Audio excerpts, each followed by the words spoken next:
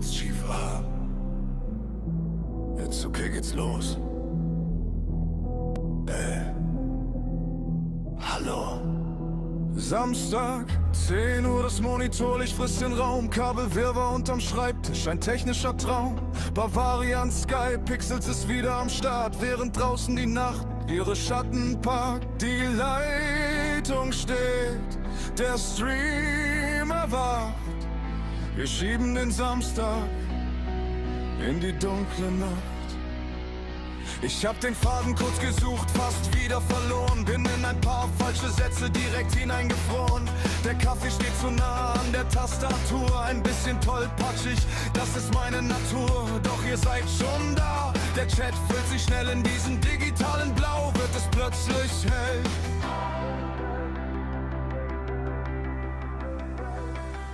Willkommen im Late Night Talk. Seid ihr dabei? Schreibt in den Chat, macht die Gedanken frei. Fünfter Stream und ich stolper schon wieder durchs Licht. Doch ohne euch, Leute, wäre das Ganze hier nicht. Danke für den Support.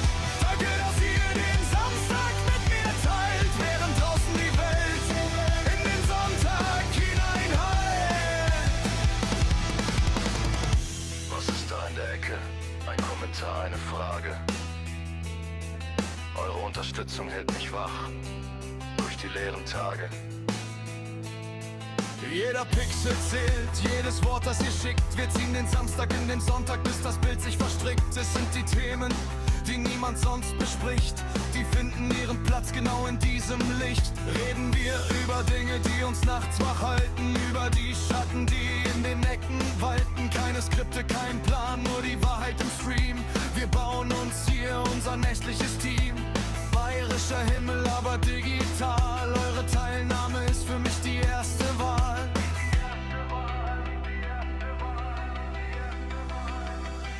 Willkommen im Late Night Talk. Seid ihr dabei? Schreibt in den Chat, macht die Gedanken frei. Fünfter Stream und ich stolper schon wieder durchs Licht. Doch ohne euch, Leute, wäre das Ganze hier nichts. Danke für den Support.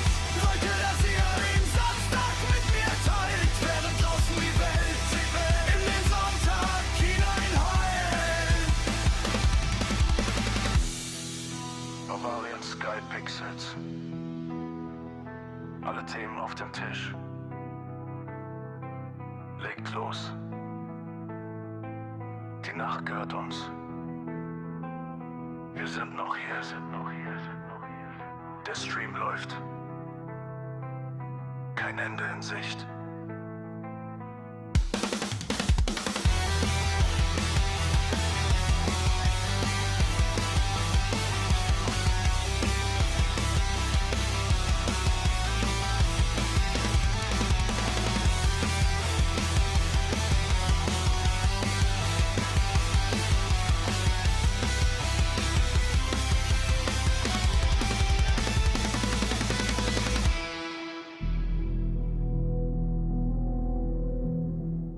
Sekunde. Kamera sitzt schief ab. Jetzt okay, geht's los. Hallo. Samstag, 10 Uhr, das Monitorlicht frisst den Raum. Kabelwirrwarr unterm Schreibtisch, ein technischer Traum. Bavarian Sky, Pixels ist wieder am Start, während draußen die Nacht ihre Schatten packt. Die Leitung steht, der Stream erwacht. Wir schieben den Samstag in die dunkle Nacht. Ich hab den Faden kurz gesucht, Ist fast 1, 2, wieder 3. verloren. Bin in ein paar falsche Sätze direkt hineingefroren. Der Kaffee steht zu nah an der Tastatur. Ein bisschen tollpatschig, das ist meine Natur. Doch ihr seid schon da. Der Chat füllt sich schnell in diesen digitalen Blau. Wird es plötzlich hell.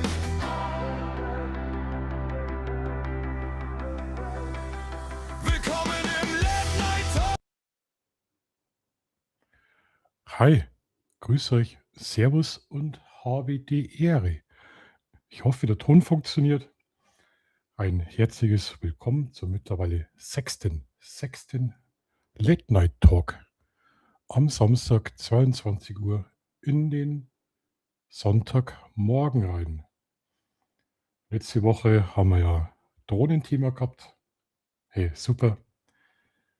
Vielen Dank, Andi. Christian ist da, Andi ist da, die mit dem Pferd ist da. Ja, sind ja doch schon einige Leute da. Das ist cool. Das ist richtig, richtig cool. Ähm, Thema habe ich heute wie immer keins vorbereitet. Ich berichte euch einfach so ein bisschen, was mich die Woche beschäftigt hat. Ihr seid immer gerne eingeladen als Gäste, das wisst ihr ja. Wir können mal ein bisschen quatschen, was euch beschäftigt hat, wie eure Woche war. Und dann schauen wir einfach ganz gechillt in den Sonntagmorgen rein. Ich habe ja Kaffee am Start. Ich habe sogar eine kleine Neuigkeit zu verkünden. Da habe ich auch noch was zu trinken. Also sind wir eigentlich gut ausgestattet, würde ich sagen. Ja, ich habe da hinten eine zweite Kamera stehen. Wollte mir ausprobieren, weil so schaut das irgendwie richtig, richtig böse aus von hinten. Passend zum Late-Night-Talk. Aber da schalten wir jetzt einfach wieder um, damit ihr mich auch sehen könnt. So, hi, grüß euch und habe die Ehre. Also, lieber Chat, wie war eure Woche? Wie war eure Woche? Es war ja regnerisch, es hat geregnet. Jetzt war es heute schon richtig warm, richtig warm. Ich war sogar schon richtig kaputt heute. Ich war heute richtig kaputt. Bin nämlich heute Drohnenfliegen gewesen. Vorgestern war ich auch nachts Drohnenfliegen. Habe da mein längstes Video meines Lebens gemacht. Hat zwar nicht viele Aufrufe, aber das war mir eigentlich egal. Weil mir das irgendwie total gut gefallen hat. Um halb fünf, sag's, losfahren. War richtig schön angenehm. Und es war richtig kalt. Wir haben vorgestern 9 Grad gehabt. Da oben am Berg Wind war jetzt nicht so angenehm. Ja, die üblichen Verdächtigen. Sollen wir mal schauen. Ich linke euch da jetzt den Gäste-Link nochmal rein. Vielleicht hat jemand Lust. Wir streamen gleichzeitig heute auch wieder auf Facebook. Ich weiß nicht, ob Facebook mit dem Chat, ob das auch funktioniert, aber mal schauen. Also wir sind nicht nur auf YouTube, sondern auch auf Facebook. Der Michael Knight. Schön, Michael. Guten Abend in die Runde und guten Abend, Markus. Grüße aus Thüringen. Grüße natürlich zurück. Wie geht's dir denn, Michael? Ich hoffe, dir geht's gut. Jetzt kommt ja wieder die große Hitze demnächst. Ich würde einfach sagen, wir haben nicht schon einen Gast und ihr kennt ihn alle. Ich freue mich jedes Mal, wenn der Gast da ist. Der kann uns berichten aus der tropischen Hitze Deutschlands. Und ich hole ihn einfach mal mit dazu, würde ich sagen, oder? Wolle man reinlassen? Oder wie sagt man da? Naja. Hi, grüß dich. Schauen wir mal, was der Ton macht. So, ich höre dich gut. Ja, schön, super. Ton ist da. Perfekt. Ist ja perfekt. Grüß dich, Andreas. Und ja, habe die Ehre. Wie geht's dir denn? Mir geht's jetzt wieder gut. Mir ist der Zahn abgebrochen. Nein. Ja, Ah, der Blut, der Geldbeutel. ja, aber Versicherung zahlt. Naja, sei froh. Viel Arbeit ist halt Landwirtschaft, da muss man ran, auch wenn das Wetter nicht so gut ist. Ja, Andi, das stimmt. Der Landwirtschaft, ich bin ja auch mit der Landwirtschaft aufgewachsen, ich kenne das. Da gibt es kein schlechtes Wetter. Es nutzt nichts, die Kühe brauchen fressen. Michael, Da kann man nicht sagen, Kühe, heute regnet es, heute habe ich keinen Bock. Da muss trotzdem das Gras rein. Genau so ist es, ja. Bevor ich dir jetzt gleich die Frage stelle, die ich dir jedes Mal stelle, wie ist das Wetter bei euch? ich wachse im Moment. Also es ist warm, ein bisschen bewölkt, aber das passt. Ja, jetzt kommt ja morgen, soll es bei uns so wieder ein bisschen kühler werden. Heute haben wir schon über 31, 30 Grad gehabt. Und dann soll ja angeblich wieder so eine richtig schöne Hitzewelle kommen mit über 40 Grad. Manche sagen sogar, was, 46 Grad haben sie angesagt, wobei man das kaum vorstellen kann. Aber ich glaube, das wird richtig, richtig übel. Bin ich mal gespannt. Ich weiß nicht, Leute, habt ihr das mitbekommen? Vor 2 Wochen haben wir ja schon gesprochen wegen den Waldbränden. Und jetzt ist ja Frankreich und Spanien richtig, richtig am Brennen. Wahnsinn. Hast du das mitbekommen, Andreas? Ja, so am Rande. Schau mal, was ich da habe, eine E-Zigarette. Oh, ist die süß. Aber es Läuft die geht noch irgendwie mit nicht. Ja, Achtung. Naja, ein bisschen geht die. Du musst kräftig ziehen, das ist Mund zur Lunge, Mund zur Lunge. Also wie Zigarette in den Mund und dann richtig rein. Ja, wollte ich mal ausprobieren. Mal schauen, vielleicht steige ich um. Genau, also ich habe heute die Nachrichten gesehen. Es sind mittlerweile, ich glaube, allein in Frankreich 200.000 Menschen evakuiert worden wegen dem Feuer. Also Das ist heftig. 200.000 Menschen, kann man sich gar nicht vorstellen. Also das ist wirklich viel. Das ist irre, was da Brände sind. Die sagen zwar, es gibt immer wieder Brände, aber solche großen Brände, das ist in Spanien auch, das ist eine Katastrophe. Vor 2 Wochen haben wir schon mal drüber gesprochen, gell, über die Waldbrände. Mhm. Und jetzt sind, ich glaube, das war in Frankreich, sind jetzt so 2 große Waldbrände zusammengekommen.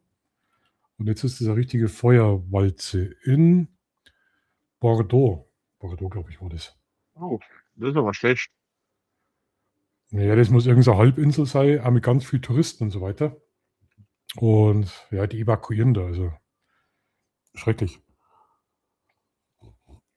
Scheiße. Was hast du die Woche so angestellt? Oh, eigentlich nicht viel. Im Moment bin ich fast jeden Tag beim Hautarzt wegen Neurodermitis. Schon besser geworden? Ja, ist schon besser geworden. Gott sei Ja, Dank. muss man sagen, ja. Und dann meine Physiotherapie Okay. und Zahnarzt und Chemo. Timo schon wieder. Ja, diesmal was Sinnvolles.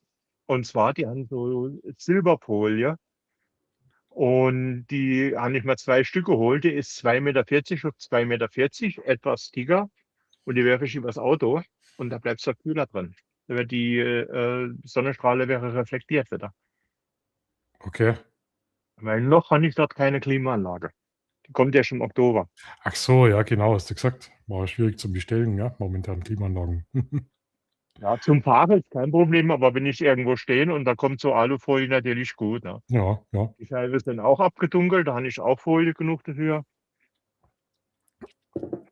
Und sonst hatte ich, also Timo hat dich beschäftigt, bei mir ist heute auch ein Timo-Paket gekommen. Ich habe nämlich heute, also auf Timo heute ist gekommen, habe ich Klamotten bestellt, 2 kurze Hosen. Weil der Stoppschild ja vor Jede Menge, ja. 3, 4 Wochen mal gesagt hat, dass man da ganz gut Klamotten kaufen kann.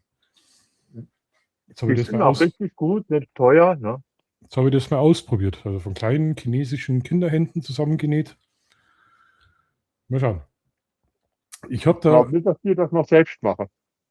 ja, ich habe da was vorbereitet, was mich beschäftigt hat und was wahrscheinlich komplett durch die Medien gegangen ist. Da könnten wir mal drüber quatschen. Ich schaue mal, ob das so funktioniert, wie ich das möchte. Achtung. Nee, das ist falsch. Mein Gott, ich und Technik. Was mal hier? Share Screen. Hier.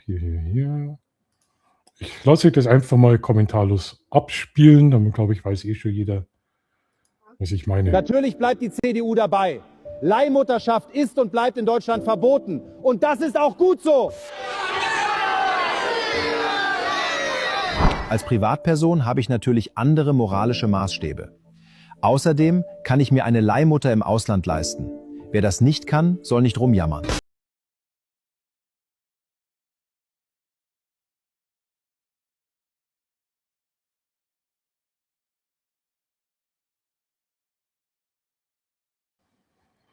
Und?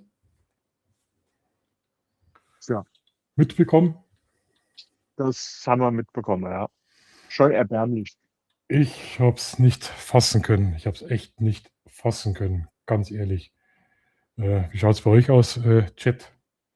Habt ihr es auch mitbekommen? Ihr könnt es mir gerne reinschreiben, was ihr darüber denkt. TikTok geht natürlich richtig steil. Also da sind Videos drin, die kann ich ja gar nicht vorspielen. Also das ist schon bei dem einen Video fährt der Jens Spahn mit dem Kinderwagen spazieren und da hockt der Antor drin. Kennst du den Antor? CSU, CDU-Politiker. Der schaut aus wie 14. Also, wie ich das mitbekommen habe, ich habe es ja ehrlich gesagt gar nicht glauben können. Ich war da irgendwie total fassungslos. Es ist ja in Deutschland ist ja Leihmutterschaft eigentlich verboten, so ich das auf dem Schirm habe. Ist ja von der Amis, der hat er ja in Amerika gemacht. Ja. Ja, vor allem, Angeblich sein Lebenspartner, aber ist egal. der muss ja das schon länger gewusst haben. Ich meine, so ein Kind würde nicht von heute auf morgen irgendwie ausgetragen. Also, der Andi, was schreibt der Andi? Was verlangt man von CDU, CSU-Politiker? Also, ich bin da so voll erschrocken, weil wenn man das oft so hört, Andreas, gerade Kinder, die adoptiert sind oder Elternteile verlieren, zwischen Kind und Mutter ist immer starke Bindung da. Also ich kenne Kinder, und da ist auch mit Väter so. Du wirst die Väter nie kennengelernt haben, da sind immer Fragen, da ist immer irgendwie so ein leeres Loch irgendwie bei den Kindern. Hast du schon mal gehört? Dass die immer irgendwie, also ich war natürlich, aber wundern tut man sich bei Spahn nichts mehr. Naja, Christian, da gebe ich dir auch recht, aber ich war da so erschrocken. Also ihr könnt es wieder gern korrigieren, wenn ich da irgendwie falsch liege. Ja, man muss halt mittlerweile aufpassen, was man sagt. Aber die können tun, was wollen. Er, sie, keine Ahnung, Hund, Katze, das ist mir egal. Das ist mir eigentlich total egal. Solange es mir mal Ruhe lassen, mich zu nichts zwingen, auch keine Meinung aufzwingen, was ich nicht will. Wenn ich finde, das ist scheiße, dann möchte ich sagen wollen, das ist scheiße. Und ich möchte nicht gezwungen werden, dass ich alles irgendwie toll finde. Und drittens, was bei mir gar nicht geht, ehrlich gesagt, das ist, wenn Kinder ins Spiel kommen. Und da muss ich ganz ehrlich sagen, puh, ist halt so, ich sage mal Mann, die können halt keine Kinder kriegen. Ist so, da muss ich mich halt irgendwie abfinden. Also ist meine Meinung, oder? Ja. Und ich habe mich dann so ein bisschen beschäftigt. Ich einen Schluck Kaffee trinken. Nice. Ich habe mich noch ein bisschen beschäftigt damit und habe mal geschaut, wie die Verträge in Amerika sind, so Leihmutterschaftsverträge. Es ist ein Rabbit Hole, die wird schlecht, Andreas. Man könnte nur noch kotzen, was das für Verträge sind. Ohne Witz, wenn das Kind nicht in Ordnung ist oder wenn jetzt der Käufer sagt, das ist nicht lebenswert, das Leben, dann kann der Käufer das zum Beispiel zur Abtreibung und also ganz schrecklich. Also, schlimm. Nicht ohne Grund verboten. Ja, Frank Wepper, grüß dich. Morgen aus Schleswig-Holstein. Das freut mich. Dich habe ich schon lange nicht mehr gesehen. Deine Speicherkarte habe ich immer noch und du kriegst von mir noch einen Kaffee, gell? Imagine World, Nürnberg, Oktober. Ich habe nämlich von Frank damals eine richtig coole Speicherkarte gekriegt für meine Nikon-Kamera. Zum Filmen. Und zwar brauchst du da die großen, fetten, teuren Karten. Die ganz die schnellen. Kennst du die? Genau. Und da habe der Frank eine geschickt. Die hält in Ehren. Was schreibt denn der Andi? Die anderen sind auch nicht viel besser hier. Ja, ganz ehrlich, Politik, also ganz ehrlich. Ich wollte eigentlich nie über Politik reden, aber manchmal kann man auch über Politik reden. Wir haben mittlerweile schon so einen Stammtisch, oder? Da kann man, wie es in Bayern ist, politisieren. Solange es natürlich in Bahnen ist. Aber ich bin der Meinung, egal wer die Wahlen gewinnt, egal wer, ob das blau, rot oder sonst was ist, ich glaube ehrlich, dass wir am Ende doch wieder verarscht werden. Also ich glaube, das war schon immer so und das wird ja immer so sein mit die. Noch früher haben sie es cleverer gemacht, haben wir es nicht so schnell gemerkt. Ja. Jetzt laufen viele da irgendeine blaue Partei hinterher und ich bin echt der Meinung, wir werden am Ende auch verarscht. Es wird deswegen nichts billiger, es wird deswegen nicht schöner, es wird deswegen nicht, keine Ahnung, will man total Anders schwerer, sage ich jetzt mal. Die Politik hat ein riesen Problem. Da Hm. kommt eine Partei, mit denen sie nicht einverstanden sind, und da wird überall propagiert, die sind scheiße. Würde die denen mal Aufgabe überlassen, dass sie sich beweisen könnte, ob sie wirklich so gut sind, wie sie sagen oder nicht, Ja, könnte man sich ein Bild machen. Aber so kann man sich überhaupt kein Bild machen. Dann gibt man sich der Hoffnung hin, die wäre das Richtige. Fakt ist aber, in dieser Partei sind viele Akademiker, da sind Handwerker drin, da ist alles vertreten, wo schon gearbeitet hat. ja. Und in der anderen Partei Kinderbuchautoren, Windelwechsler und weiß der Teufel, was dort sich alles rumtreibt, Leute, wo noch nie in ihrem Leben gearbeitet haben. Und die wollen mir sagen. Ja, ja, was hast du denn noch? Irgendwelche, die in der Gastro gearbeitet haben, ja, Kinderbuchautoren, Schafzüchter, dann, was ich so schlimm finde, die ganzen Plagiate, wo dann rauskommt, dass die nie irgendwie wirkliche akademische Bildung gemacht haben. Der Andi schreibt, na, blau ist keine Lösung, im Gegenteil. Ja, ganz ehrlich, ich habe momentan überhaupt keinen auf der Schirm, der für mich eine Lösung darstellen wird. Also Was ist denn da? ich glaube halt einfach, dass damals 2015 einiges schiefgelaufen ist und dass wir das jetzt einfach auch massiv ausbauen müssen. Es hätte alles irgendwie kontrollierter sein sollen oder stückchenweise, aber nicht alles auf Hurra die Gans. Ich glaube, das hätte uns viel Ärger erspart. Politiker vergessen alle eins, die Kuh, die ich melken will, die sollte ich nicht schlachten. Dann funktioniert das nicht mehr. Im Moment schlachtet sie die Kuh. Und das ist ganz schlecht. Naja, schau, jetzt haben wir ja, um auf das Thema mit Kinderschutz und so weiter zurückzukommen, jetzt haben wir die Chatkontrolle 2.0, wo die ganzen Chats ja mitgelesen werden jetzt oder mitgelesen werden können. Und da haben sie gesagt, okay, das ist für den Kinderschutz, dass die eben keine miesen Sachen da in Telegram-Gruppen und so weiter ablaufen und da die Kinder ein bisschen kontrolliert werden können.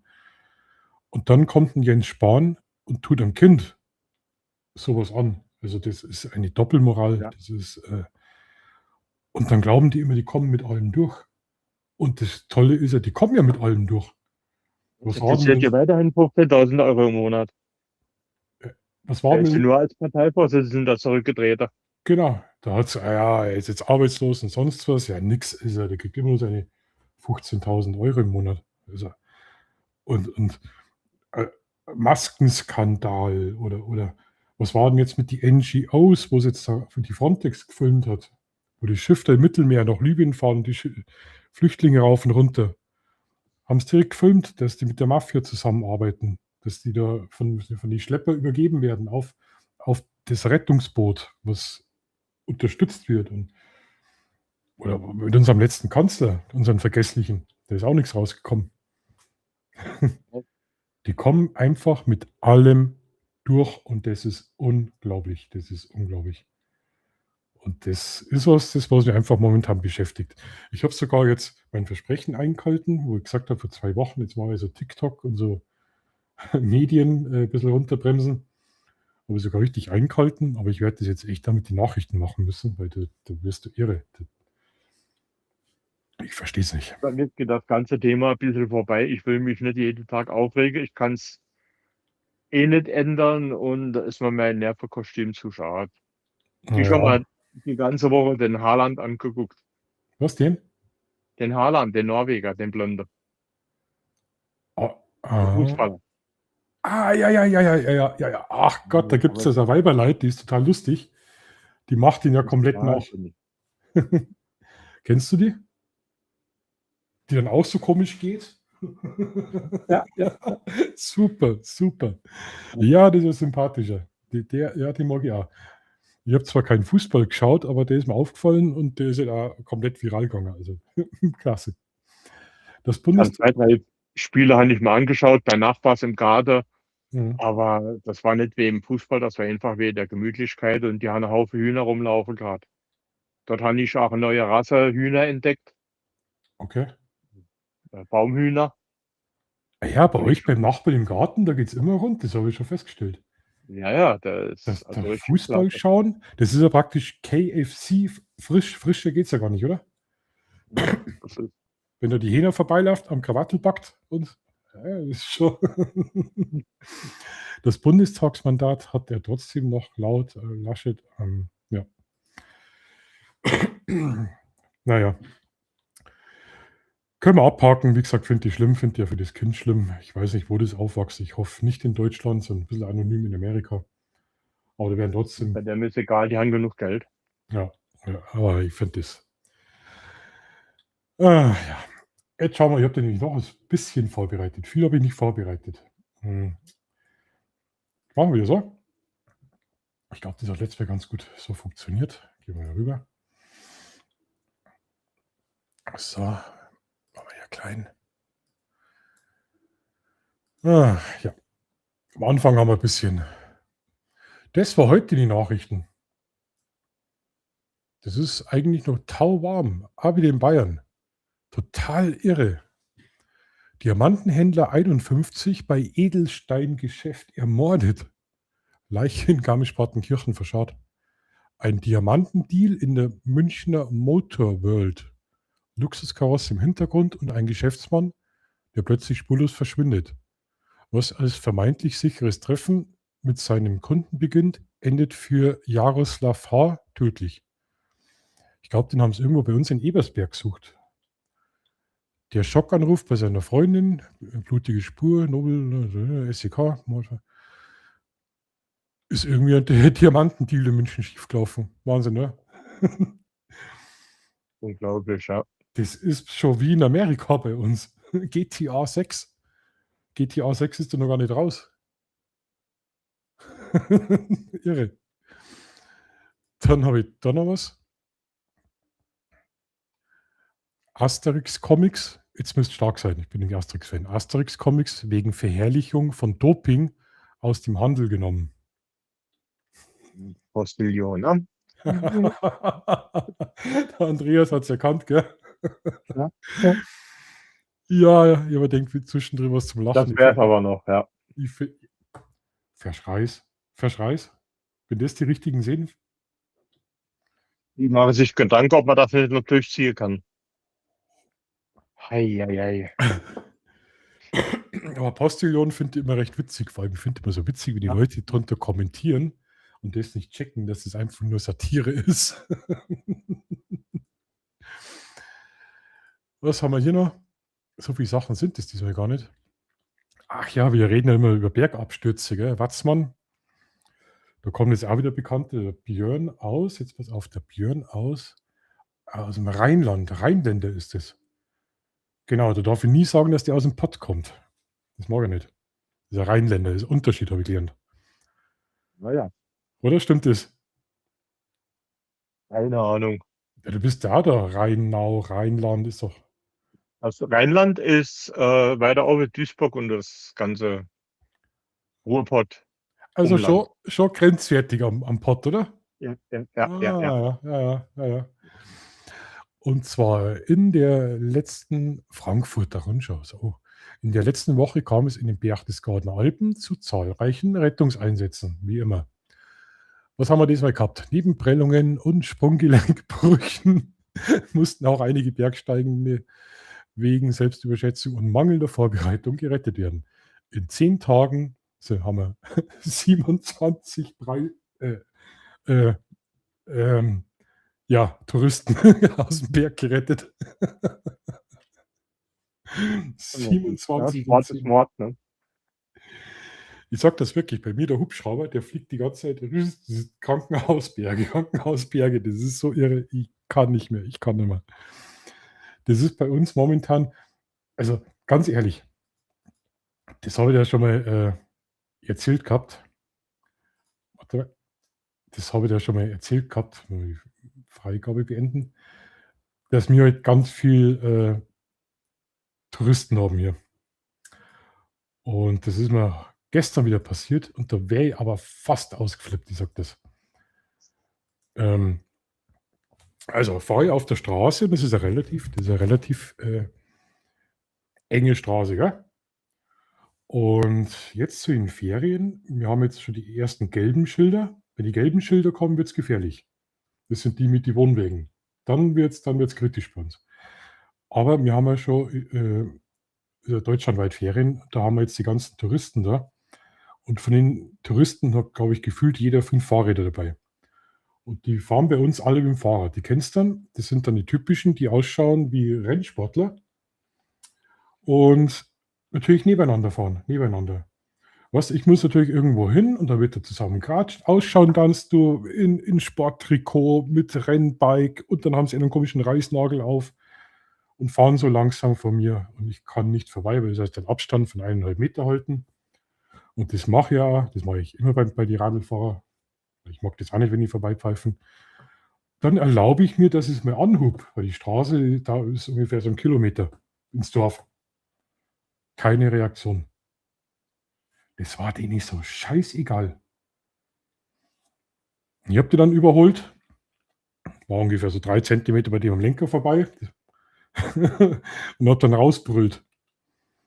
Ob das sein muss, Lederpreis. Wie dürfen das? Ist bei uns ganz schlimm. Also ganz ehrlich, es ist Also mit Die den nehmen- Brennrädern darf man auf der Straße fahren, muss man nicht auf dem Radweg fahren. Und die dürfen auch nebeneinander fahren. Aber ich Weil kann ein Platz. Rennrad gilt nicht als Fahrer, das ist ein Sportgerät. Ich kann in einem Dorf einfach einmal schnell Platz machen und hintereinander fahren, vor allem wenn man schon hupt und vorbei will. Wenn Die man das sind fast will, eingeschlafen, umgefallen. Ist nicht so, dass die mit 50 da hingeheizt sind. Die haben geratscht. Die haben großen Palaver, die haben Diskussionsbedarf gehabt. Ja. Und das ist ja nicht das Einzige. Also mit die Radlfahrer ist bei uns wirklich schlimm, schlimm. Also keine Rücksicht. Du hast ja, wir leben von den Touristen. Ja. Wenn mir der Hund noch einmal in den Garten scheißt, wird er erschossen, sage ich bloß. Nee, ich kann noch ein bisschen Rücksicht auch auf die Einheimischen nehmen, oder? Es ist ja nicht so, ich verstehe das schon im Urlaub, egal, was kostet die Welt, weißt, klar macht das Fahrradfahren Spaß bei uns, aber mein Gott, es gibt auch Leute, die hier leben, die mal irgendwo zum Einkaufen fahren müssen, oder, aber das ist so, es wird immer schlimmer, was die Ellenbogen-Mentalität. So, jetzt bin ich da, ich bringe das Geld, ich habe das Sagen. Das ist schlimm. Also mittlerweile alles Und- gemacht haben. Oranjeboven. Ich glaube, das ist irgendwas Holländisches. Ja, für mich unverständlich. Habe ich mich geärgert. Ich habe die dann überholt. Und dann haben wir gedacht, so, jetzt ärgere ich mich nicht mehr, weil es das gar nicht wert ist. Aber das passiert. Ah, halt. Wischwaschanlage. Hm? Wischwaschanlage. Was ist eine Anlage? Die Wischwaschanlage anmachen. Ach so. Du musst Warte auf aufpassen. Pistole. Weißt du, wenn ich die schon sehe mit einem großen Radlhelm und dann zu zweit, zu dritt und dann vielleicht noch ein kleines Kind und dann ohne Rücksicht auf Verluste, weißt du, ohne Rücksicht auf Verluste, einfach raus und dann runterspringen, weil es der Wirtschaft sehen und dann fährst du so einen Das Clown ist aber runter. immer- Dann, Im Urlaub gelten keine Regeln. Da macht jeder, was er will.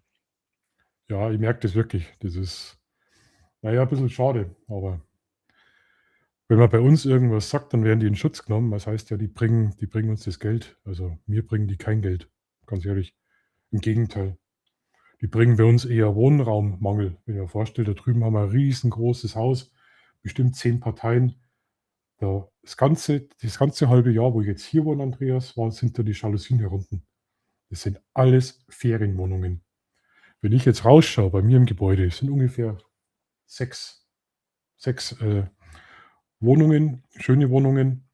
Da steht jetzt draußen München, Ebersberg, Bamberg, Münchner. Das sind alles Leute, die wohnen irgendwo in der Großstadt wie München und haben sich da so eine kleine Ferienwohnung gekauft.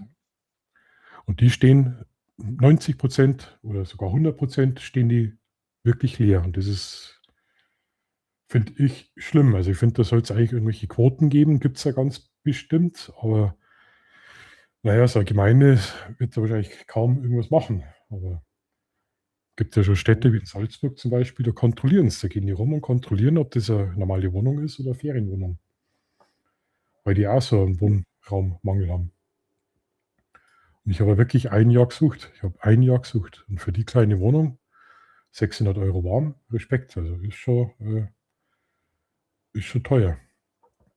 Herr Frank schreibt, nicht jeder macht, was er will, nicht alle über einen Kamm scheren, viele Urlauber verhalten sich vernünftig. Ja, Frank, das stimmt, aber die unangenehmen, die fallen halt extrem Fall auf. Gell? auch. Das ist das Problem. Und wenn ich mir vorstelle, Hintersee oder so, wo es eigentlich wirklich schön ist und wo man auch die Ruhe genießen kann, wenn dann da so eine Familie auftaucht mit 3 Kindern, 2 Hunde auf dem Radl, wo der Radlfahrverbot ist, und dann wird da rumgeschrien und gegrölt, weil das kennt man ja so aus Duisburg. Verstehst? Also die fallen halt dann negativ auf. Und ich finde, negative fallen halt natürlich 10-mal so viel auf, wie 10, die sich normal verhalten. Also das stimmt. Man darf nicht alle über einen Kamm scheren. Das stimmt wirklich, aber ja, ich weiß nicht, wenn ich irgendwo im Urlaub bin, dann haben wir auch irgendwie anständig verhalten. Aber es ist ja, bei uns ist das auch schon so wie so Mallorca-Mentalität. So Ballermann-mäßig irgendwie so. Weiß nicht. Keine Ahnung. Das ist halt Touristik, das ist schon, ja, und da tritt er halt die Touristen in Rudel auf, ne? Ja, oder wenn es halt irgendwie, muss ich da mitten im Wald parken, wenn es nicht erlaubt ist? Muss ich da mit meinem Auto, mit dem heißen Katalysator im Waldweg drinstehen, weil man vorne die 5 Euro Parkgebühren spare? Das sind alles so Sachen. Oder muss ich meinen Müll rumschmeißen, bloß weil ich keinen Bock habe? Muss man nicht machen, das ist Und richtig. ich sehe das aber so. Hintersee war ich letztes Mal enttäuscht, was ich da gesehen habe. Ich habe das fotografiert. Da haben es irgendwie gegrillt, da waren all die Tüten und so Kühlboxen haben stehen lassen, kaputte Liegen mitten am Hintersee.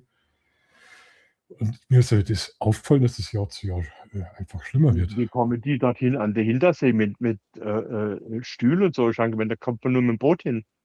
Na, da kannst na, Hintersee, nicht der Obersee. Ah, ja, okay. Genau, Hintersee kannst du schön außen rumlaufen. Ja. Der Andi schreibt, die Radfahrer haben manchmal einen richtigen Schatten, nur in NL ist das Kreuz- und Querfahren normal. Ja, ja, das ist irre, wie die fahren, gell? Also, es ist fantastisch auch in Asien, wenn du schaust, wie die da Radl fahren, also da die 'n Herzkasperl kriegen. Das ist dann schon wirklich Aber in Holland kann das übel aufstoßen, ne? ja, Mit dem Handy und dem Fahrrad, das wird teuer, richtig teuer. okay. Ja, aber das sind Profis. Also, wenn man so Amsterdam vorstellt, wie die da Radl fahren, das sind Profis. Also, Respekt. Wenn was Touristen-Hotspot wird, ist es aus mit der Ruhe. Ja, stimmt, das kann man nicht ändern. Das stimmt schon. Das stimmt. Ja, es ist so, ja. Ich finde das halt Ist immer auch in schlimm. Ordnung. Hm? Ist auch in Ordnung. Da fahre ich halt dorthin, wo die herkommen. Da ist ja dann keiner mehr. Ja, ich empfinde es halt teilweise irgendwie so als Ausverkauf der Heimat, ohne Rücksicht auf Verluste. Hauptsache der Tourismus brummt, weil der bringt Geld und das merkt man einfach. Und das ist irgendwie schade. Der Frank schreibt, wir Deutschen sind halt so, dass wir uns mehr an das Negative erinnern. Nee, das ist nicht nur Deutsche. Das ist menschlich.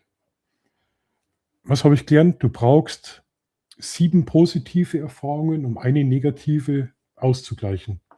Das ist, glaube ich, so ganz menschlich und ist evolutionsbedingt, glaube ich, dass das Negative dir länger merkst als positive Sachen. Ähm, habe ich mal gehört. Kenne mich aber nicht aus. Das ist schon so, das Negative verankert sich schon besser. Aber mir wäre halt im Moment weltweit mit negative Meldungen zugeschüttet. Ja, das stimmt. Merkt man sich das natürlich schon besser. Ne? Und man muss das schon ein bisschen differenzieren. Es ist manchmal auch sehr anstrengend und man muss vielleicht auch mal Friede mit sich selbst schließen. Ich denke mal, da ist auch viele Probleme, sind auch mit uns selbst irgendwo immer unzufriedener. Und Ja, aber es ist schwierig. Es ist schwierig. Ähm, ähm, ähm, ähm, wenn ich mir jetzt Nachrichten anschaue und möchte jetzt extra die positiven Nachrichten raussuchen, dass ich sage, ach, jetzt möchte ich mir positiv gestimmt sein. Ich finde nichts. Ich finde nichts Positives. Ich finde, War noch nie der Fall. ja. Positive Meldung verkauft sich nicht so gut wie eine negative. Wen interessiert es dann, ob wir ein schöner Sommer gehabt haben? Mhm. Durchschnittlich 28 Grad, ab und zu mal 30 Grad, auch mal 40 Grad, bisschen Regen zwischendurch, ein normaler Sommer. Interessiert kein Mensch. Wenn man aber rauspiekt, mir hatte 3 Tage über 40 Grad. Da sind tausende Leute gestorben. Das Ja, interessiert die Leute. das Und das stimmt. ist ja Das Blödsinn. stimmt. Das war schon immer so gewesen. Man muss da einfach differenzieren, weil die Meldungen nicht mehr ehrlich sind. Es geht nur noch darum, wie die Meldung verkauft wird. Ja, ich glaube mittlerweile Nachrichten. Ich mache jetzt einfach mal eine Woche Nachrichtenpause. Weil, wie du sagst, ändern tut sich sowieso nichts. Ja. Lieber das Leben genießen. Ich war, wie gesagt, ja vor 2 Tagen da um halb fünf Morgengrauen, wollte ich Drohnenfotos machen, die sind sowas von scheiße waren. Aber ich habe das genossen, weißt die Ruhe, die Stille, das ganze Dorf hat noch geschlafen. Muss man bei der Drohnenaufnahme der Weißabgleich fest einstellen. Stellen wir auf 5400 Kelvin ein. Ja, da muss ich ein bisschen rumspielen, aber es ist dann so kalt geworden. Da oben waren 9 Grad und Wind, wirklich. Und das Ende Juli. Das war richtig kalt. Also, Weichei, das ist doch nicht kalt. doch, das war schon zapfig. Das war zapfig. Ein Deutscher zittert nicht vor Kälte, der zittert nur vor Wut, dass es nicht noch kälter ist. Ja, ja. Jetzt hätte ich eine Frage an dich, Frank. Bist du dieses Jahr auch in Nürnberg? Ich glaube, ich habe dich schon gefragt, aber jetzt habe ich die Antwort vergessen. Auf der Imagine World. Ich habe schon ein Ticket schon gekauft. Diesmal hat es 15 Euro gekostet, weil ich nirgends einen Rabattcode gefunden habe. Ich glaube, letztes Jahr war es 5 Euro. Irgendwie sowas. Genau, Frank. Genau, erfreue dich an den kleinen Dingen des Lebens. Genau, so sehe ich das auch. Genau so sehe ich das auch. Du, ich bin vorhin gerade draußen gehabt, habe eine geraucht und habe gesehen, wir haben fast Vollmond. Geil.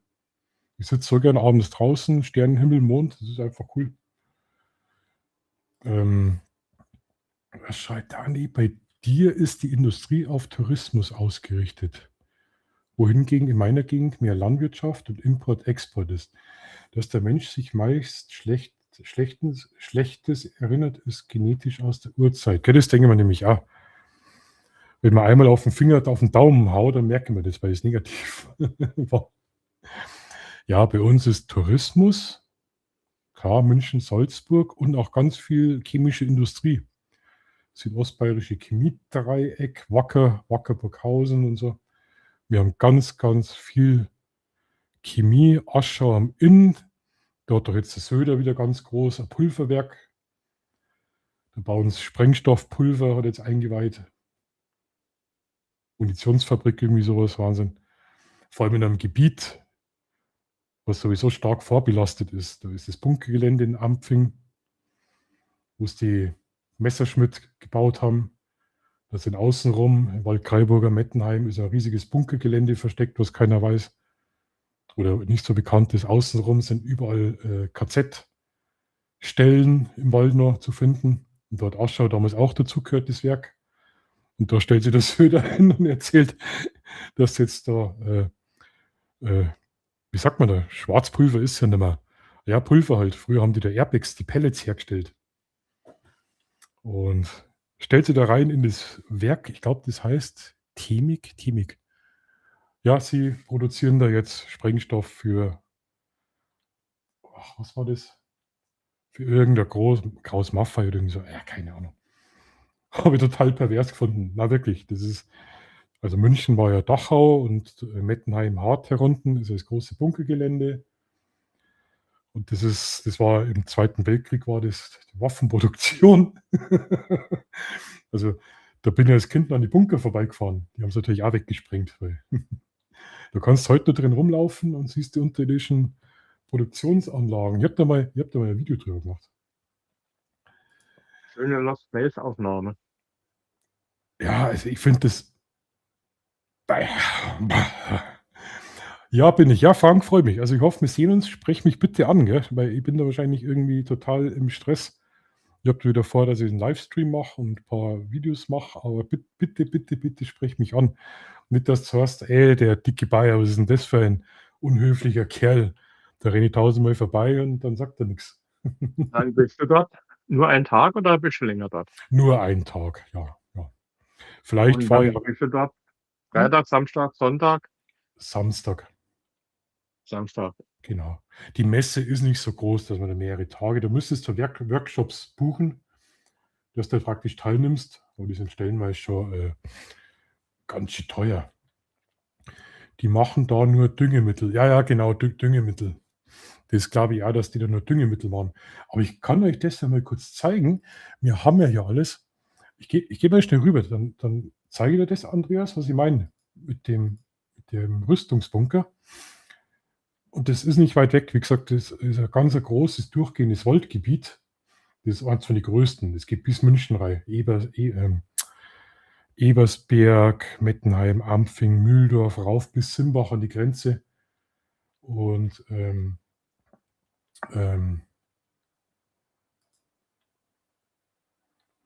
Frank, du störst nicht im Livestream. Da brauchst du nicht drauf achten. Also wenn wir uns da persönlich treffen, dann ist mir der persönliche Kontakt wichtiger wie der Livestream. Genau. Dann catcht mich einfach um oder so, ist kein Problem. Jetzt haben's Nachrichten in Braunau. Wer ist in Braunau geboren? Wissen wir alle.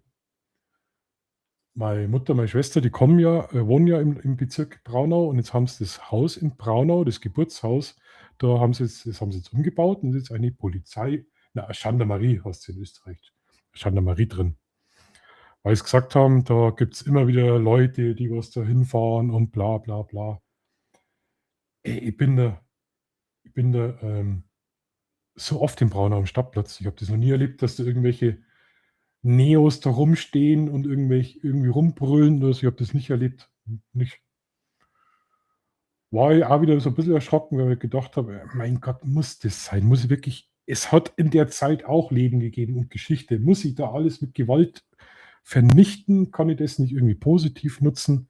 Mach ein Museum, mach ein Kulturtreff, mach ein Jugendtreff rein für die Jugendlichen zum Beispiel. Es muss einfach, wenn ich da Berlin schaue oder so, oder München oder Berchtesgaden, der Bahnhof, das sind ja auch Gebäude aus der Zeit. Sprengt deswegen Berchtesgaden den Bahnhof jetzt weg?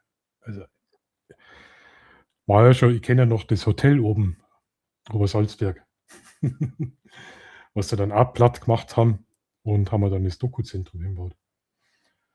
Aber ich finde, das muss halt nicht so. Man kann es doch auch positiv nutzen und als Mahnmal vielleicht. Und ja, vor allem, der ist da geboren und hat ein paar Jahre drin als Baby gewohnt. Hatte ich aber letztes Jahr. Nein, Frank, du hast mich letztes Jahr im Stream nicht gestört. Nee. Ja, also bitte ansprechen. Du störst mich überhaupt nicht. Also ich werde es wahrscheinlich wieder so machen, dass ich da einmal rumgehe, Livestream, und dann schalte die aus und dann gehe ich mit der Kamera rum und filme so die ganzen Ausstellungen. Genau. Einfach ansprechen. Also ich bitte dich. Der Andi September, gell? Hm? Das ist im September. Im Oktober. Oktober erst. Ja, Gott sei Dank. Dann ist es nicht so elendig heiß. Ammoniumnitrat im richtigen Verhältnis zu einem anderen Stoff ergibt einen schönen Böller. Ja, den anderen Stoff, den erklären wir jetzt nicht. Den hat der Andreas im Nachbargarten nach dem KFC-Essen auf dem Grill. So, also jetzt nochmal ganz kurz, um auf das Thema zurückzukommen. Ich finde das cool, wie der Chat halt mitarbeitet. Da macht es richtig Spaß, gell? Jetzt machen wir das Screen Share. Machen wir hier gesamten Bildschirm. Gehen wir da rüber. Dann versuche ich euch das jetzt auf die Schnelle zu zeigen. Jetzt passt auf. Da gehen wir jetzt. Was ist denn da schon wieder los? Oh, müssen wieder Kommentare beantworten. Ich bin so faul mit Kommentare beantworten. Wirklich.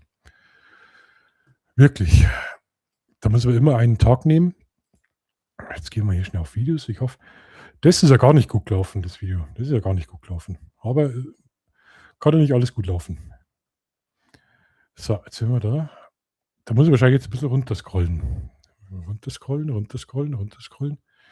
Das müsste vor 2 Jahren gewesen sein. Runterscrollen. Mein Gott, was macht denn der? Ah ja. Du musst jetzt bloß einen Ton ausschalten, weil die Musik, glaube ich, ist nicht mehr monetarisiert. sul mio canale YouTube. Spero che i video che pubblico vi piacciono. Vi salutiamo dalla Germania e vi ringraziamo tanto per la vostra visita. Grazie mille. Date un'occhiata al mio canale. Potreste trovare qualche video divertente. Ich habe das mal auf Italienisch gemacht. Kann man den Ton verstehen? E questa volta nella vostra lingua un caloroso benvenuto. Keinen Ton, so leise. Per aver guardato. Leise. Ah, okay. Ah.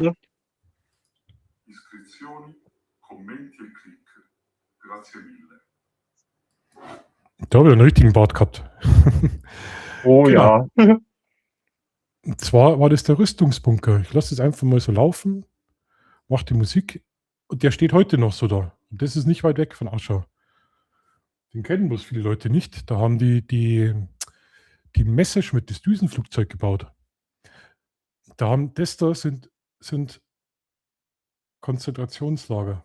Hier überall. Außenstellen von Dachau und auch in den Wäldern waren Holzbaracken. Und die haben hier riesige Erdhaufen, haben die aufschütten müssen. Und dann sind hier drüber, kann man es so ein bisschen erkennen, warte, vielleicht größer machen. Dann haben die hier drüber Stahlbeton gelegt, mit richtig fette Stahlmatten, Streifen für Streifen und haben da unterirdisch, das war praktisch die Produktionsanlage. Das ist alles unterkellert und überall sind da unterirdische Gänge und Bunker. Und wie gesagt, das ist gleich ums Eck. Das hat auch zu Aschau dazugehört. Jetzt habe ich es weggeklickt, oder? Wieso habe ich das jetzt weggeklickt? Naja, gut, jetzt habe ich es weggeklickt. Das war das, was ich meine, was die Leute nicht kennen, weißt, die ganzen Bunkeranlagen da drin. Es war ein riesiges Industriegebiet.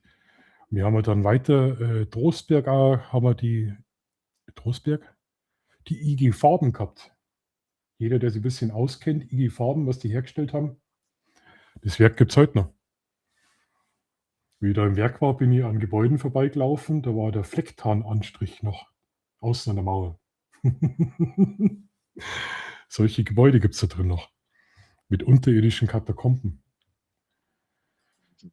Ja, jetzt fangen wir wieder an mit dem Scheiß. Okay, ich werde dir ein Bein stellen, da weiß ich. Genau, bitte, das magst du, gell? Feel free. Bei mir ist Ton. Ah, okay. Ja, cool.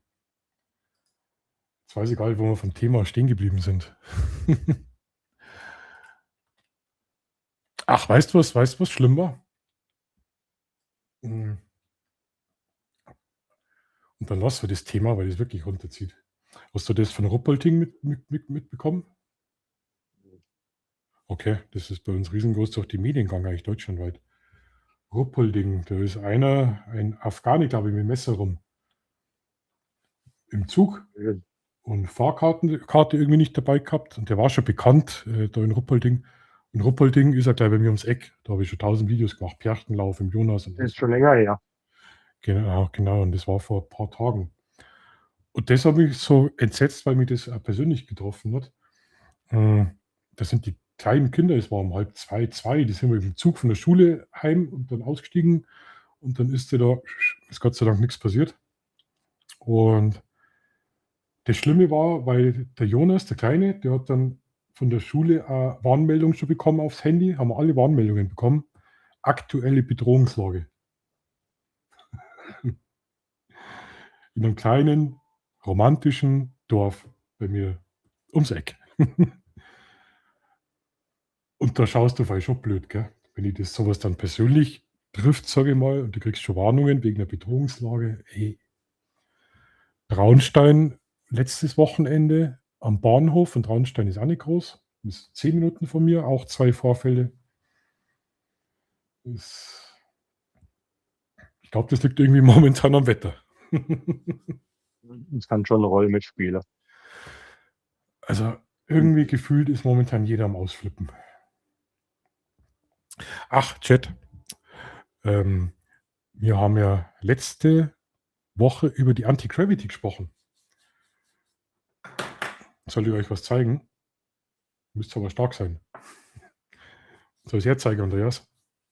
Zeig mal.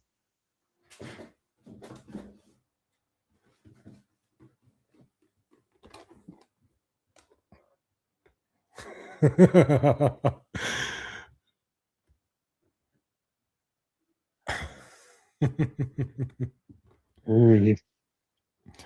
Ist vor 3 Tagen gekommen. Kannst du noch mit einem kleinen Drohnenführerschein fliegen? Ja. Genau, Andi. Stell dir vor, Anti-Gravity habe eine Drohne über den Sommer ausgeliehen, weil das Ding kostet richtig viel Asche. Da müsste ich, glaube ich, 20 Jahre Videos machen dafür. Aber total cool. Und da werde ich jetzt die nächste Zeit einige Videos machen. Aber ich mache keine Tech-Videos. Das ist nicht mein Ding, wirklich. Also Tech-Nerds, Sachen und so, da gibt es andere Kanäle. Aber ich werde die jetzt einfach mal testen, 4, 5 Videos. Und da werde ich euch mal ein bisschen so mitnehmen, was das Ding kann und wie man da kreativ sein kann. Und ja, einfach Spaß mit dem Teil. Werden jetzt ein paar Videos kommen. Ich war gestern im Auto unterwegs und wollte mal eine Stelle suchen und habe eine super Stelle gefunden zum Fliegen, weil am Anfang natürlich freies Feld wäre optimal. Und dann habe ich es gefunden und ich habe nicht getraut zum Fliegen. Wirklich. Weil du hast ja die Brille auf, du siehst ja nichts, was um dich herum passiert.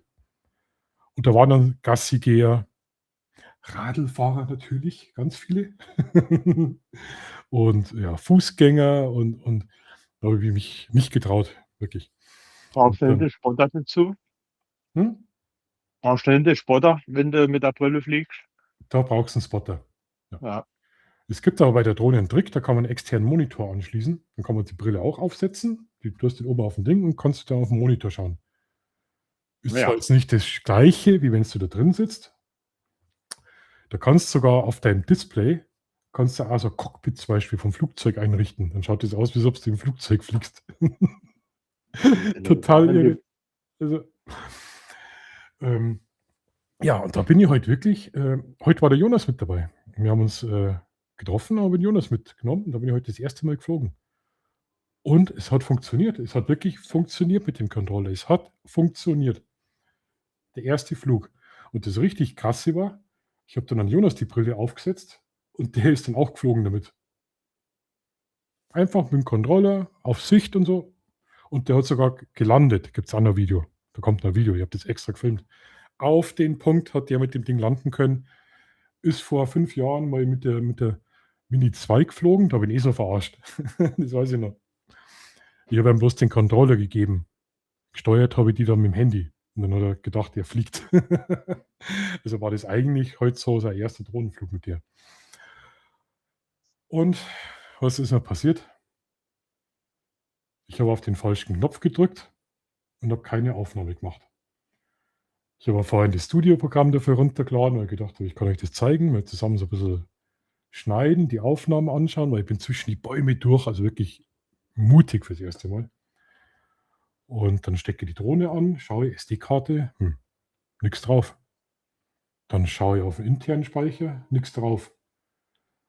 Dann schaue ich in die Bedienungsanleitung, was man machen sollte, und habe gesehen, ich habe die ganze Zeit auf den falschen Knopf gedrückt. Oh, kennst du sowas auch? Beim Film oder so? Ja, bei meiner Hochzeit hatte ich 4 Kameras im Einsatz. Da gab es noch analoge Kameras. Ja. Und die beste Kamera, die ich hatte, die habe ich meinem Kumpel in die Hand gedrückt und gesagt, da Programmautomatik fotografiere. Ja, nach 80 Bilder ist er gekommen, was ich doch verfilmt drin habe. Der wird ja gar nicht voll. Er sagt, wie, was ich schon verfilmt drin, der wird nicht voll. Ja, ich habe schon 8 Bilder gemacht, der wird nicht voll. Da war kein Film drin. Nein. Ah. Und dann hast du wahrscheinlich genau eine Szene gehabt, wo du denkst, das ist der Shot meines Lebens. Wer weiß. Ja, super. Jetzt hauen wir hier nochmal den Link rein. Ich hoffe, der ist. Zack, zack, zack, zack. Also ihr wisst, bei mir. Hört man das? Maschinen aus. Jetzt geht die Kaffeemaschine aus. Schöner Scheiß. Das Das ist nervt mich. schlecht. Ja, das wird nicht so arg, das geht schon mal. Danke, Kaffeemaschine. Muss ich die jetzt wieder einschalten? Nee, jetzt trinkt man keinen Kaffee nimmer. Jetzt trinkt man keinen Kaffee nimmer. Ich habe ja hier. Das ist auch cool, gell? Ich habe hier noch einen Kaffee Latte, so ein Fertig-Kaffee-Ding, gekühlt. Keine Ahnung, wie das schmeckt. Muss ich da mal ausprobieren.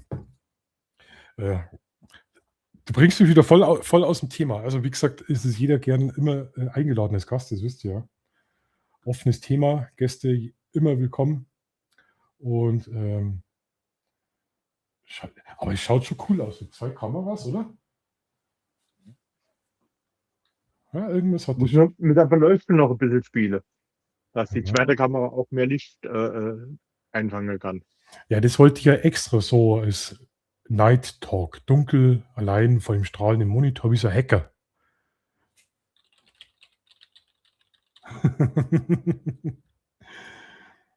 So. Das war, wie spät haben wir es denn eigentlich? Das ist noch früh. Hey, Ist schon Ja. 11 Uhr. das war heute aber schon richtig anstrengend. Also, in der Sonne gestanden, so eine Stunde ungefähr. Wir haben schon 30 Grad gehabt. Danach war ich schon ganz schön kaputt, ehrlich gesagt. Du hockst Ja, natürlich. wir haben Du uns hockst. heute Bürste gekauft. Was hast du?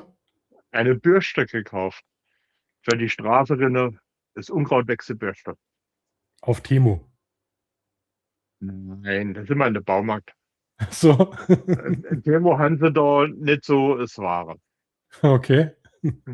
Aber ausprobiert haben wir es natürlich nicht. Musste erstmal die Akkus laden. Bin Hm. mal gespannt, ob das so funktioniert. Und ganz wichtig, ich habe mir 17, was ist das? 1770 getestet. Bisschen von Tamron. Und habe junger Fasan fotografiert. So groß. So, Okay. 2 Tage alt. Da 3. Okay, cool. Super. Das macht so Spaß und das kleine Biest ist so schnell. Den Hühnerküken sind da langsam dagegen. Okay. Aber das Objektiv macht eigentlich einen ganz guter Job. Also Das hast du jetzt vor 3 Wochen sowas gekauft, gell? so ungefähr war das, ja. Okay. Ja, wenn Das du ist ein feines begeistert bist. Teil. Ja, also doch, hat sich jeder Cent gelohnt.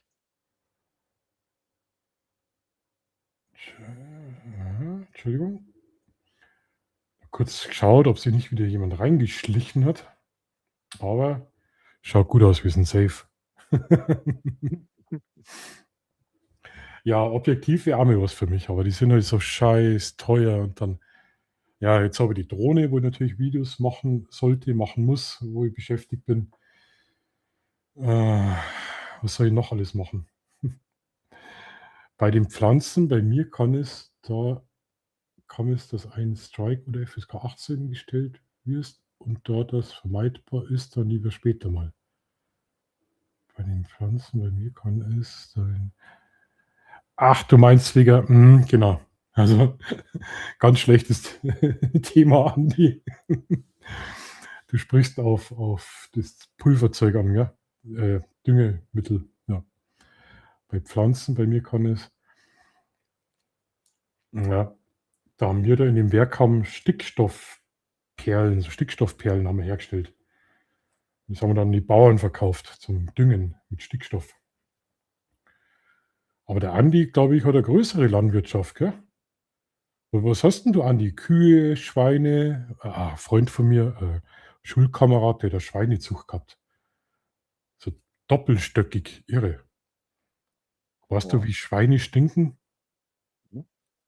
Boah, wenn du da vorbeigefahren bist. Schrecklich, schrecklich. Und das Komische, das ist eine ganz lustige Geschichte. Der ist mit mir auf die Schule gegangen und der hat einen Schweinehof gehabt und dort jedes Jahr oder alle 2 Jahre äh, ist die Schweinezuchthalle abgebrannt. So immer alle 2, 3 Jahre ist es abgebrannt. Und dann hat er immer größer und neuer hingebaut.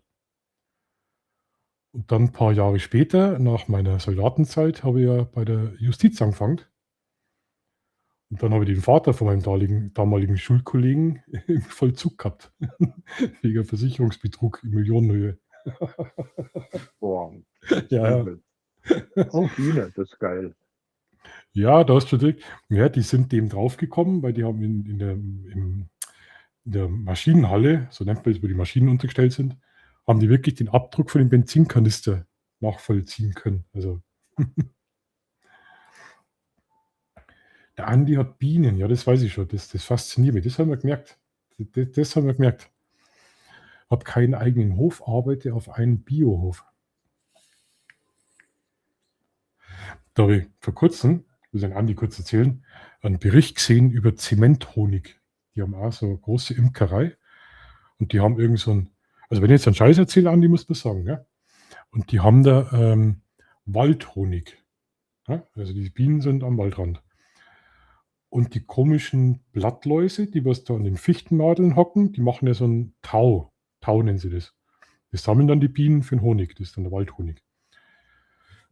Und irgendwie ist der Tau dieses Jahr so beschissen, dass die da so einen Zementhonig draus kriegen. Die kriegen den aus die Waben gar nicht raus. Der ist knochenhart. Der kann den Honig nur noch als Backhonig an die Bäckereien verkaufen. Tausende von Euro Schaden.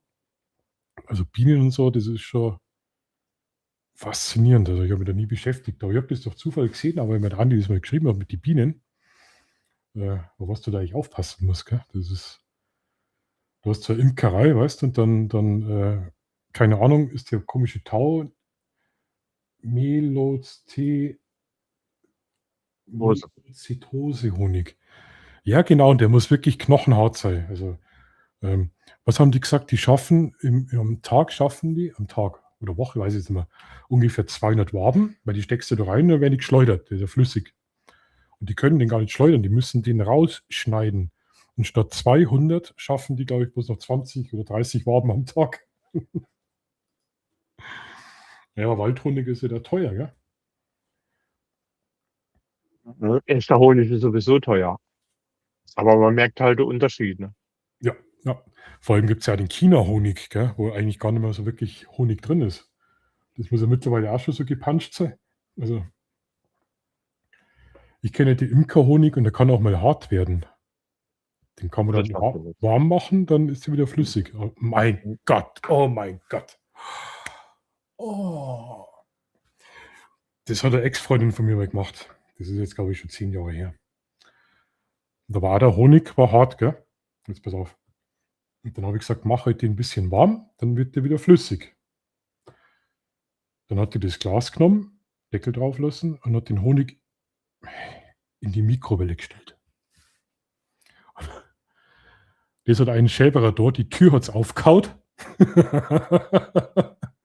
Der ganze Honig war überall verteilt. Ihr glaubt es nicht, wie scheiße das ist, Honig zum Wegwischen. Ja, schade, bis er hart ist, der Ratschen ab. Irgendwie habe ich bloß immer blöde Weiber gehabt. In der Vergangenheit gibt es eigentlich auch normale, also wirklich. Das hat so ein Schäberer da. Mir ist mir jetzt gerade eingefallen. Ja. Was steht denn die Woche an? Was treibst du denn? Außer Arztbesuche. Wahrscheinlich die Kamera noch ein bisschen quäle beim Nachbar. Okay. Dann mit dem Bus ein bisschen durch die Landschaft fahre. Okay. Ja, und das war schon wieder fast. Schär wird auf 60 Grad erhitzt, wobei der Honig bei 40 flüssig wird. Was man hat eine Mikrowelle. Schade, dass ich da noch nicht gefilmt habe, weil das hätte ich gerne auf Video gehabt. Vor allem MyPlates geschaut.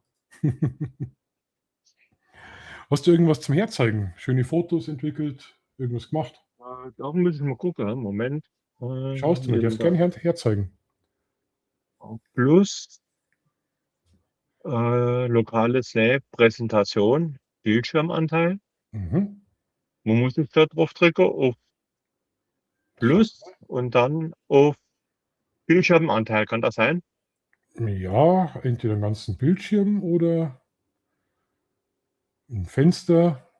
Bildschirm teilen, kann es das sein? Ja, Moment, da gucken wir mal auf Bildschirm teilen. Druck. Ja. Da war Druck. Schau mal, ob ich das finde. Vollständiger Bildschirm erlauben. Jetzt hat. Achtung. So, wo sind wir dann daheim? Da muss ich auf irgendeine Datei doch gehen.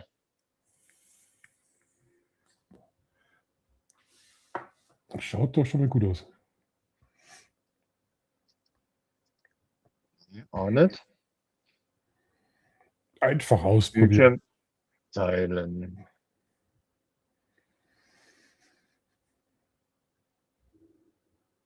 Vollständiger Bildschirm. So, da wollen wir mal gucken, ob wir das hinkriegen. Jetzt bin ich gespannt. Weil der Andreas macht nämlich schöne Fotos, das weiß ich schon. Du hast schon mal welche hergezeigt. Ja, so. Sogar richtig viele. Richtig alte. Jetzt kann ich mich erinnern. Jetzt bin ich wieder voll dabei im Film. Die alten Schwäne und so aus den 80ern. Ja, so, da haben wir doch irgendwo was. Also 1880er. Ja, Das hat so er gehört. alt. Das hat er gehört. Das hat er gehört, der Andreas. Oh, jetzt wollen wir mal gucken, ob da nichts geht.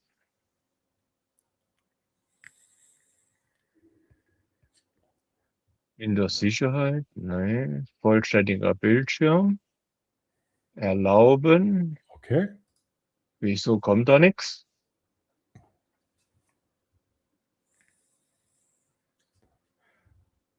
Naja, jetzt wenn du das Fenster klein machst, dann zack. Na, probier es einfach aus, egal. So, Präsentation. Oh, nee, das ist es nicht. Plus Bildschirmanteil. So, soll ich mal probieren? Achtung. Oh, jetzt müsste er da sein.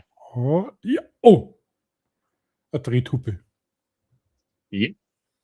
Das ist meine Prinzessin. Oh mal. Da bin ich nochmal zurück. Da bin ich nochmal zurück zur Prinzessin. Nicht so schnell. So. Oh mein Gott, die schaut total verwöhnt. Mit Schleife. Erzähl. Oh nein, mit Schleife. Ja.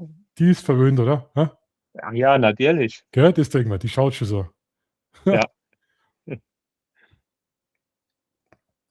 Das ist, ja.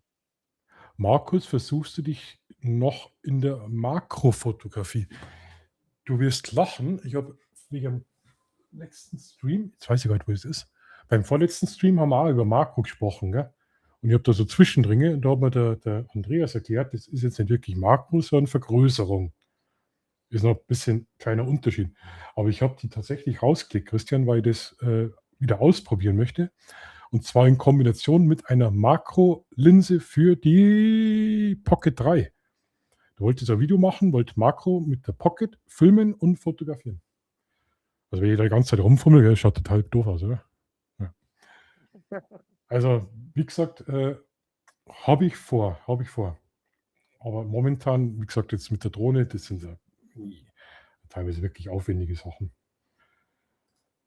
So, Entschuldigung, jetzt habe ich die draus gebracht. Oh, KFC, das sind die Chicken Wings vom Nachbarn.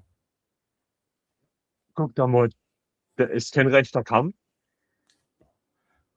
Das sieht so putzig aus. Ja, brutal. Schaut aus wie so ein Punker, gell? Die Haare nach vorn.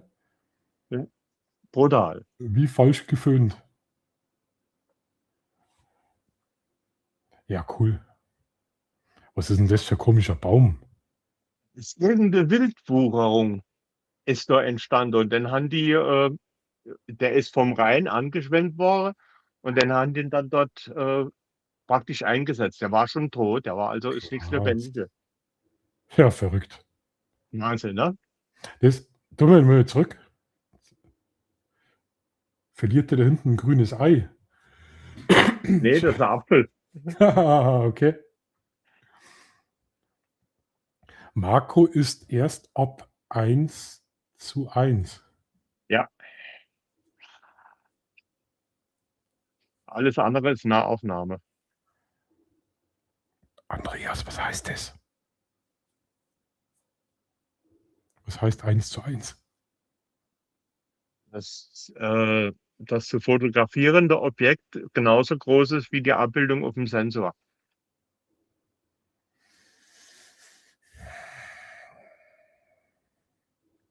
So einfach erklärt. Okay. Muss ich mich damit beschäftigen. Vielleicht, Christian, kannst du das ja kurz erklären. 1:1. Ja, die Frisur schaut echt. Oh, ja, die war in der Waschmaschine. Wahnsinn. Ah, sieht so super aus. Da gibt es auch ein Haar, wo so aussieht. Der hat den ganzen Tag bei dir beim Nachbarn im Garten sitzen und hat die Hähne auslachen. Naja, Ja, so schauen bei uns die Gockel aus. das ist der Donald Trump. Okay. Ja, verrückt. Oh mein. Das sind aber Enten, oder? Gänse. Das sind Gänse. Gänse sogar, okay. Wie sagt's denn ihr Aber die zu, wie sagt's denn ihr zu Hühnerküken? Küke. Wie? Küken. Küke. Oder Bibele. Bippele, genau. Bei uns sind es Biberl. Biberl und Bippele. Ja, cool. Wieder was gelernt. Ach, das ist ein Brahma. Stimmt? Das ist ungefähr halb so groß wie Brahma. Ah, okay. Hätte aber Aber fast so Brahma haben wir auch da drum rennen.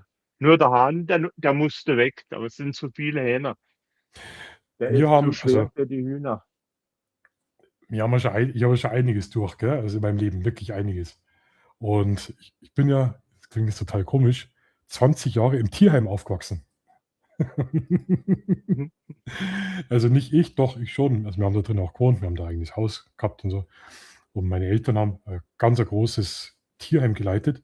Und da bin ich mit allen möglichen Viecherzeugs in Verbindung gekommen. Und für mich war das schon immer Abenteuer. Tiere, wir haben von Hängebauchschweine, Pferde, ich habe einen Ara gehabt, einen Ara-Papagei, den habe ich in der Schule mit dabei gehabt, hier auf der Schulter. Ja, Lego, also wirklich alles. Und da haben wir einen Brahma gehabt, einen Gockel. Solche Sporen, wer das nicht weiß, Sporen, müsst ihr schauen, oben, wenn da der Fuß ist, dann steht da der Sporen raus. So. Und die hauen da mit den Sporen zu wie Dolche und die sind scharf wie ein Zaun. Der hat meiner Schwester echt durch die Hose in die Kniescheibe reingeschlagen. Das war eine richtig tiefe Wunde. Also bei Gockel und so aufpassen, die können richtig, richtig wehtun. Ja, Vor denen habe ich Respekt, außer wenn sie am Spieß sind.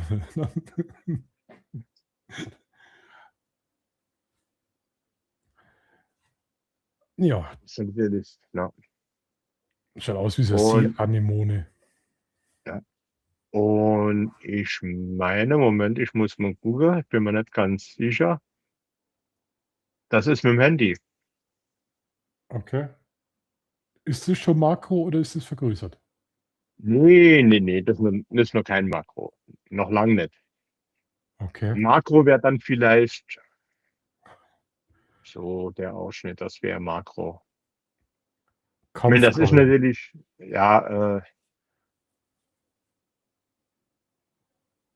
das ist jetzt also die 100% an sich. Okay. Die Fotos hast du mir geschickt, die kenne ich doch. Ja. Mhm. Das siehst du mal, ich schaue mal Fotos an. Das ist ein Handy. Man muss sich überlegen, was das für eine Qualität bringt. Mhm. Für ein Handy. Also. Und das ist die neue Hühnerrasse. Im Baum. Im Baum. Da ist Küke. Ach, jetzt sehe ich es. Tatsache. Und ohne ist das zweite Küke. Ja.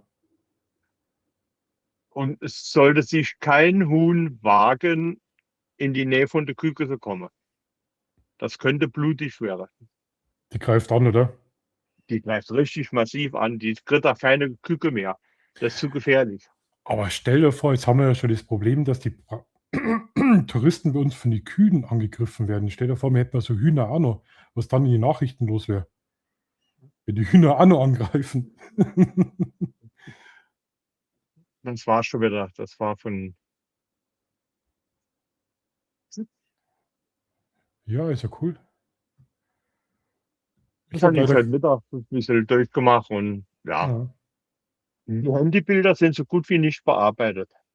okay. Also die kommen tatsächlich so aus dem Handy raus. Aber du kannst mit dem Handy mittlerweile ganz normal in RAW fotografieren, was du dann auch super bearbeiten Ja. kannst, gell? Also, ich glaube, jetzt hast du mich angesteckt mit dem Scheiß. Ja, wobei, wenn du mal vernünftige Dampfer hast, dann schmeckt es nochmal besser. Da kommt der Geschmack richtig raus. Okay. Ja, jetzt wird das alles wieder teurer. Ja, für die meisten. Man kann sich da schon behelfen. Wir könnten mal schauen, wie spät haben wir es denn? 1 Uhr, 1 Uhr 20, nee, wir streamen seit 1 Stunde 20. 1 Uhr 20. Wir könnten mal schauen, was auf YouTube los ist. Du hast ja gesagt, du schaust momentan in Haaland. YouTube-mäßig, was ist da? Wo bist du da so unterwegs momentan? Meistens Camping und fotografieren. Okay. Ab und zu mal ein bisschen Drohne, aber eher selten, weil bei uns kann ich nicht mehr fliegen, fast nirgends mehr. Weil Das ist schade. Mini 2, die ist seit einem Jahr auf der Seite. Das Die Mini darf 2 man hast du, nichts mehr gell? machen. Ja. Finde ich immer schade, weil es macht so viel Spaß. Ich habe es jetzt wieder erlebt, da,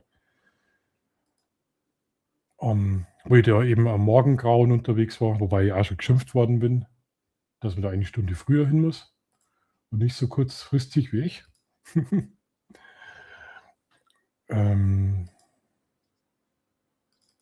Bei dem Haaland sind es meistens Shorts.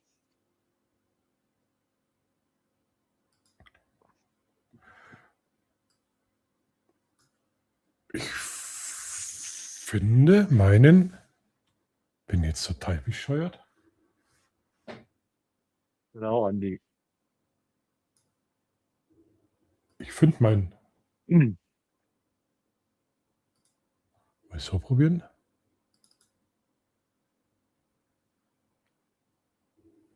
Mal so probieren. Mein Safari wird nicht. Ah, hier. Gehst du.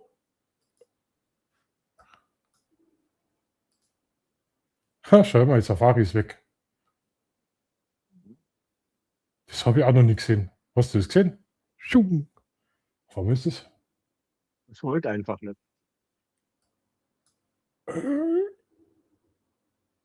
Jetzt probiere ich es hier nochmal. Neues Fenster. Alle Fenster anzeigen. Ha, schau, wie ich drauf drücke. Ist weg. Ganz kurz, glaube ich, sieht man es, oder?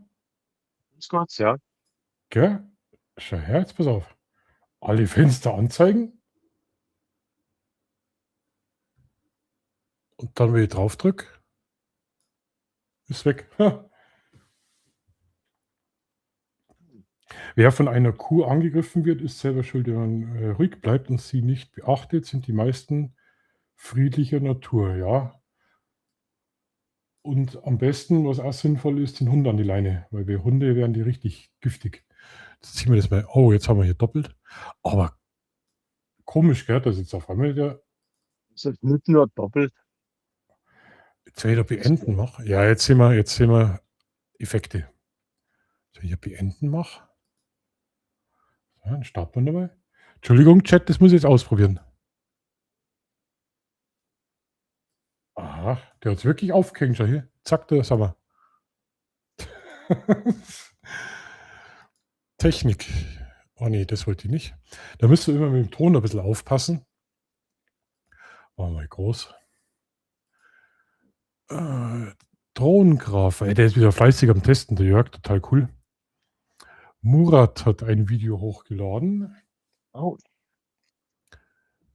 Was haben wir hier noch? Was haben wir hier noch? Ach, wisst ihr, jetzt muss ich euch was zeigen. Ich zeige euch mal, was ich mir manchmal anschaue, wenn es mir richtig langweilig ist in der Nacht. Ich will. Das ist einer aus England, Nordengland. Und der hat sich im Gartenhaus, hat sich der so eine Hütte gebaut und hat da Webcams reingestellt. Und der füttert die Igel immer.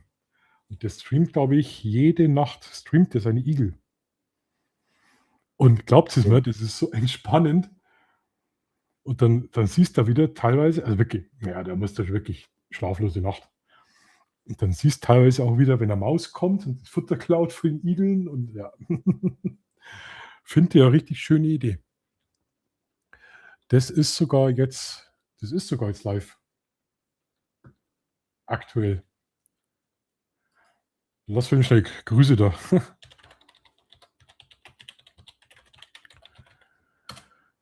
Jawohl. Das finde ich schön. Das ist dann wieder so was Positives, was wir heute im Chat ja schon besprochen haben. Gell? Einfach ein bisschen die Natur genießen, das Leben genießen. Und das finde ich so eine tolle Idee. Genau. Was haben wir noch? Was gibt es jetzt hier noch so Neues? Ach, mit dem Kamerad. Schnürstiefel. Das ist der Stefan Wiesner, oder? Wieser. Ja. Das ist der Rico Best, Ach, Rico Best. Ja, ein klar. cooler Fotograf. Den packe ich gar nicht. Der hat aber letztes Mal so ein cooles Shot rausgebracht und das war so gut, da habe ich sogar kommentiert drunter. Und dann hat er mir sogar geantwortet und jetzt mag ich ihn. Ah, der ist in Ordnung. Ja, nee, da habe ich mich Also- echt getäuscht. Also so, wenn ich mal reingeschaut habe, ist mir der ziemlich arrogant drüber gekommen. Aber nee, muss ich sagen, nö, so kann man sich täuschen, ja. Also ich denke mir, man irrt sich da, er ist ehrlich vor alle Dinge und wenn er was empfiehlt, dann ist es auch so. Und wenn es was Neues gibt, dann ist das alte jetzt nicht unbedingt schlecht. Haha. Grüß dich, Stoppschild. Also Dirk, Ja, genau. Die Frisur habe ich erinnert an Jörg. Dirk.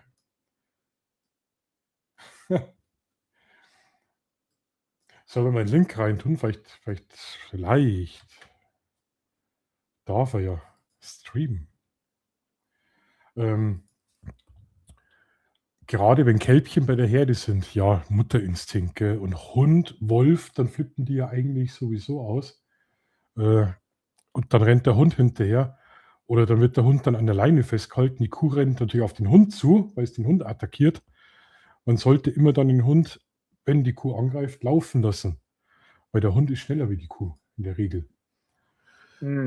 Arrogant ist das nicht der Wiesner. Nee, haben wir gar gelernt. Das ist der Rico Best. So, ich finde den Wiesner aber auch cool. Ne? Na, ich glaube, das war der Wieser, den ich pack. Ja. Die 2 vom Feld. Astrofotografie Livestream. Kenne ich gar nicht. Die 2 vom Feld. Kennst du die? Nö.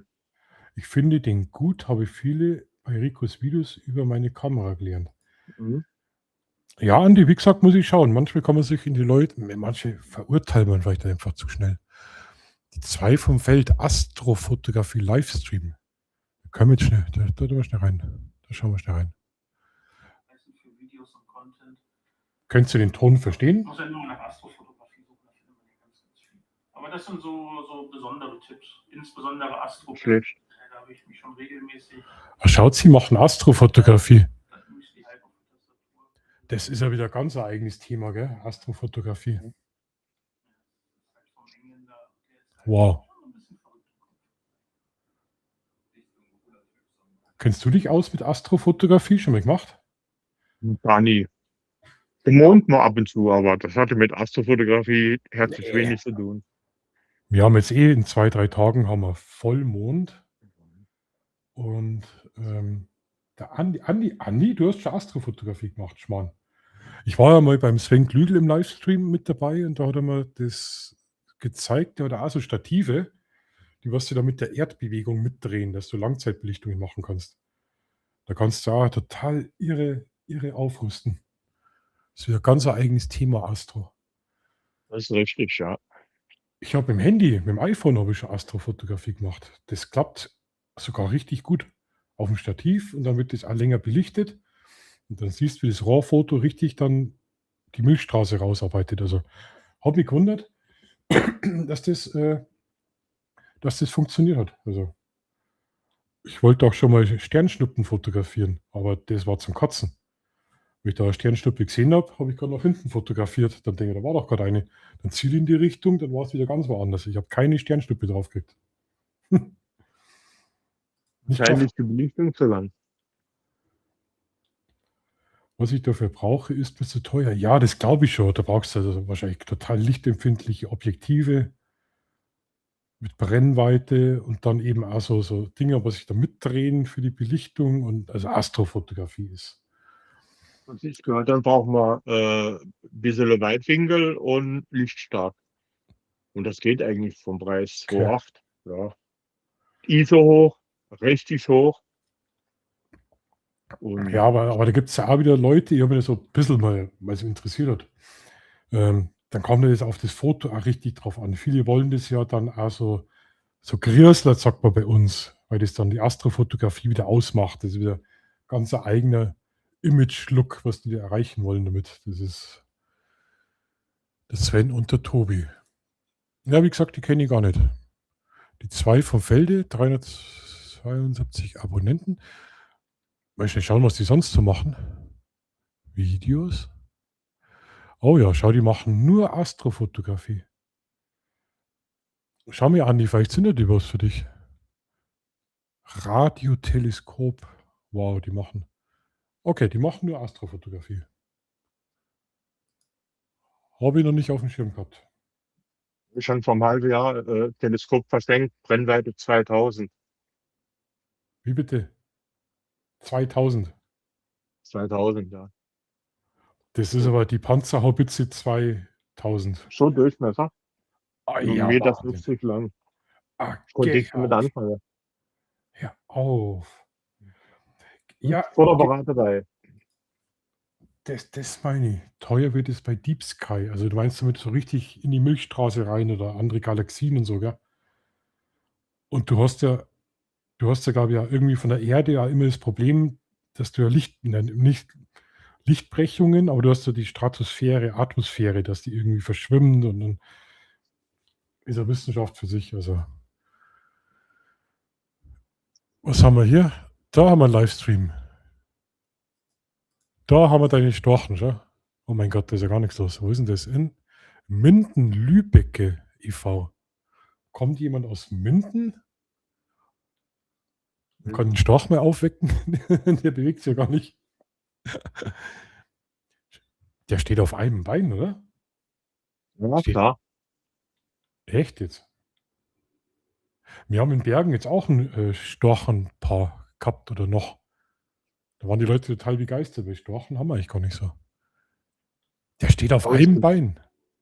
Unmenge von Stärke. Das ist schon, wird auch fast langweilig. Na, ich kenne das gar nicht. Ich kenne das bei uns überhaupt nicht. Also Da ich bin habe ich da, einmal einen Storch erwischt, da hat er gerade eine Ratte gefressen. Die Ratte hat im Schnabel gesetzt. na, Und da habe ich noch ach, fotografiert. Muss mal gucken, auf Instagram ist das Bild. okay. Ich habe gar nicht gewusst, dass die Ratten fressen. Ich meinte, die Ja, ich fressen auch nicht. Frösche. Hm, hm. Da bin ich ja bei uns beim Dorf wieder auf der schmalen Straße gefahren, wo wir uns die Reißnägel, die komischen Radlfahrer, wo ich die angeguckt habe. Und dann fahre ich so und dann habe ich am Straßenrand ein paar einheimische Ureinwohner gesehen, die haben immer so nach oben geschaut. Und ich denke, was schaut sie denn nach oben? Was ist denn da? Und dann habe ich auch nach oben geschaut und da ist eine kleine Kapelle und daneben ist ein Baum. Und schaue ich rauf, steht der Storch, riesiges Nest mit dem Storch. War bei uns ein Riesen oder ist noch, oder war eine Riesenattraktion. Jetzt glaube ich, haben sie ein Junge. Und dann habe ich mir die Kapelle drunter angeschaut. Dick, oder? Hey, Zentimeter, ganze Decke, alles weg. Wahnsinn, was der Storch für einen Dreck produzieren kann. Schau, was der Andi schreibt. Der Andi schreibt, theoretisch wäre es mir möglich, die günstige Ausrüstung zu kaufen, aber muss auch an die Monate denken, wo ich nichts verdienen kann. Ja, ja, das stimmt. Jetzt ist da Richtung Landwirtschaft, gell? Ah. Ja, aber ich glaube, Astrofotograf, ja, ich weiß nicht. Ja, da kenne ich mich zu wenig aus, kann ich nichts sagen. Aber der Frank, genau, ich habe bei einem Fotograf gelesen, dass er für ein Foto 2,5 Stunden benötigt hat. Du brauchst ein Gerät, das die Erdrotation ausgleicht und so weiter. Genau. Wahnsinn. Ich wäre ja schon mal froh, wenn ich so, kennst du die Fotos, wo so, also da muss man es auf einen bestimmten Stern ausrichten und dann macht man Langzeitbelichtung und dann sieht man, du hast ja schon einen Baum im Vordergrund und hast hinten im Kreis den Sternenhimmel. Mhm. Das ist so ein Zielfoto, was ich mal mit meiner Ausrüstung, und das soll angeblich gehen, Geht, ja. hinbekommen will.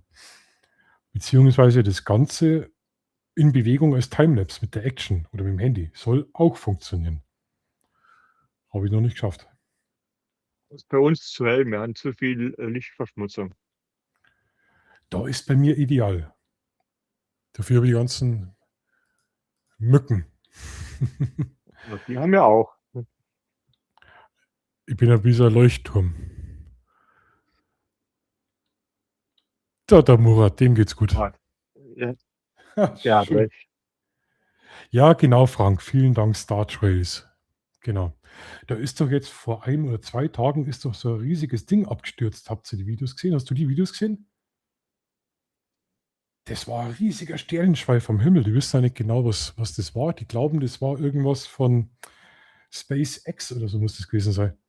Komplett eingetreten und dann verglüht. Das hat richtig, richtig geil ausgeschaut. Musst du mal schauen. Der Bernie, ein Bekannter von mir, fotografiert jetzt wieder ganz viele Friedhöfe. Theo macht viele von diesen Fotos. Ah, okay. Okay. Ja, da muss ich mich beschäftigen, aber ich glaube, das mache ich dann lieber so im Winter dann. Der Fotobertel, der ist ja auch relativ bekannt, den liest man auch immer wieder mal. Was hat der fotografiert? Filigrane Blütenstempel mit Führungslinien. Das hat der 21, ich hätte fast Stunden gesagt, 21 Minuten lang gemacht. Ja, da musst du schon Schnell begnade. fertig. Hä? Da war er schnell fertig. Echt? Also, was die Leute da Geduld haben, da 2,5 Stunden Sterne fotografieren, 20 Minuten Blütenstängel, das bewundere ich immer. Das ist, ja. Was nie wieder günstig. Was haben wir hier? Was haben wir hier? Was haben wir hier?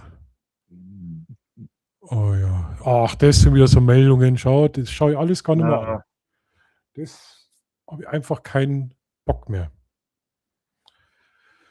Ja, Michael, Cayman. Ja, also irgendwie, glaube ich, ist YouTube auch ein bisschen. Ach, kennst du den da?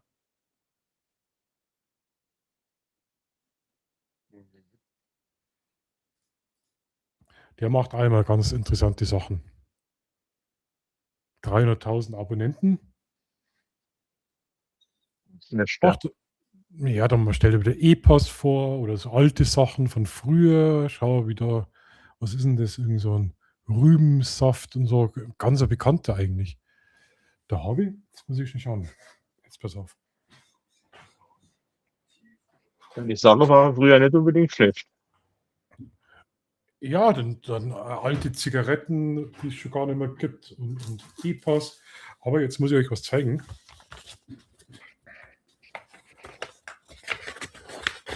Pass auf.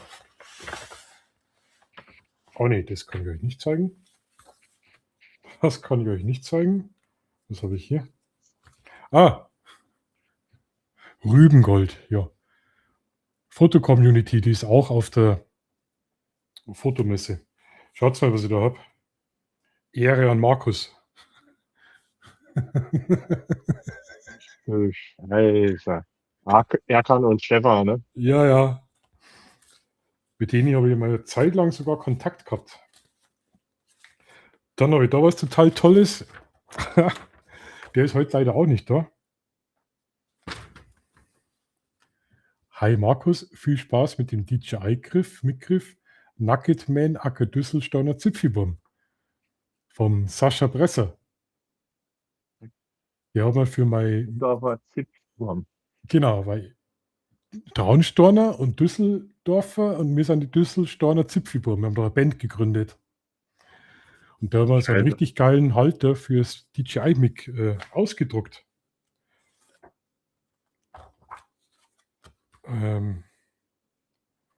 So, oder? Ach, pass auf, ich finde es. Oh mein Gott, die glaube ich, kennt die jemand noch? Palzer? Nee. Die war doch, das ist eine bayerische Schauspielerin. Ich glaube, die war immer bei dem Steiner Komödienstadel früher. In die 70er. Vielleicht kennen Sie jemanden, Palzer. So, nee, ist auch falsch. Ich suche jetzt was Spezielles. Ah! Autogramm.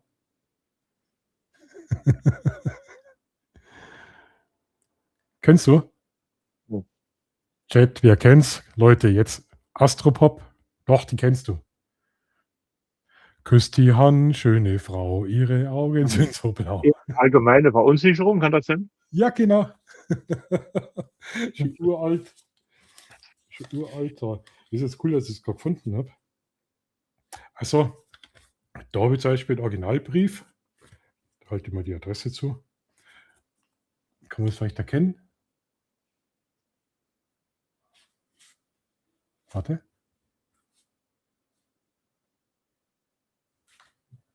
No. Ich mache mal auf. Ich weiß nicht, der wird bei euch nicht so bekannt sein. ERV, super, Andi. Sehr gut. Vielleicht kann man da was erkennen. Ah ja.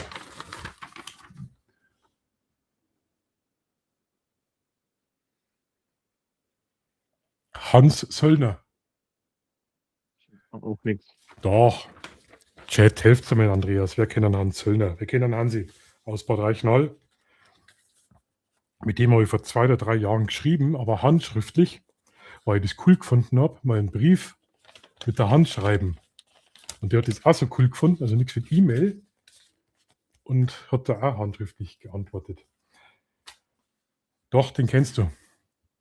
Und zwar, schreib mir da wieder um, es braucht, glaube ich, keiner. Soll ich das jetzt auch noch vorsingen? Warte mal, ich versuche mal kurz zum Umschalten. Freigabe beenden. Oh, seid. Mein Vater hat a Marihuana-Baum. Klingt nichts. Hans Söllner, ganz ein bekannter Liedermacher bayerischer, der immer viel in die Medien war, sehr viel vor Gericht gestanden ist. Da bei seinen Auftritten ist die Polizei aufgetaucht, weil er die Politiker immer beleidigt hat. Ganz ein bekannter. So, jetzt haben wir es.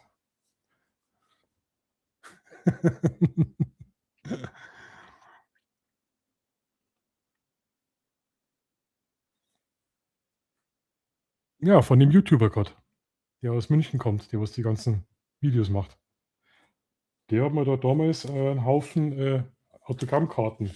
Nee, eigentlich hat er Fotos ausgedruckt.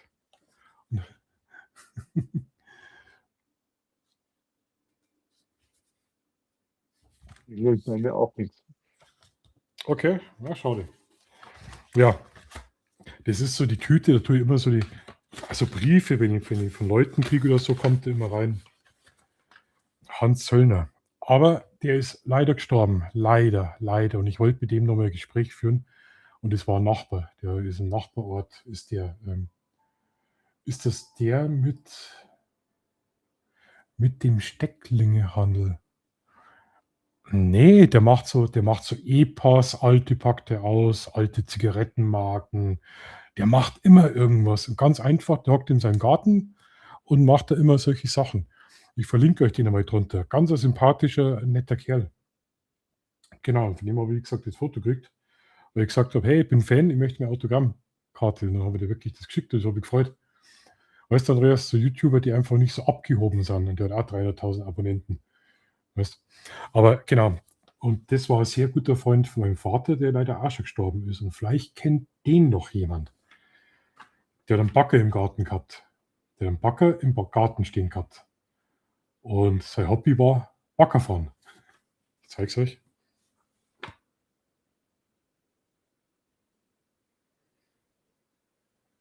Das Foto der Baggerfahrer. Na, Baggerfahrer war, ach, das war doch mit dem, und der baggert noch, nee. Der hat einen Anlassjodler zum Beispiel gemacht, ganz bekannte Lieder. Kennst du bestimmt auch, aber die singen jetzt nicht vor. Ja, besser ist das. Singe so schlecht. Sage ich lieber nichts dazu. Das Eis wird immer dünner. Ich habe eine Gitarre gespielt, E-Gitarre. Und hier habe ich Original Plektrum. Fredel Fesel, Christian, jawohl. Der Fredel Fesel. Und zwar kommt die von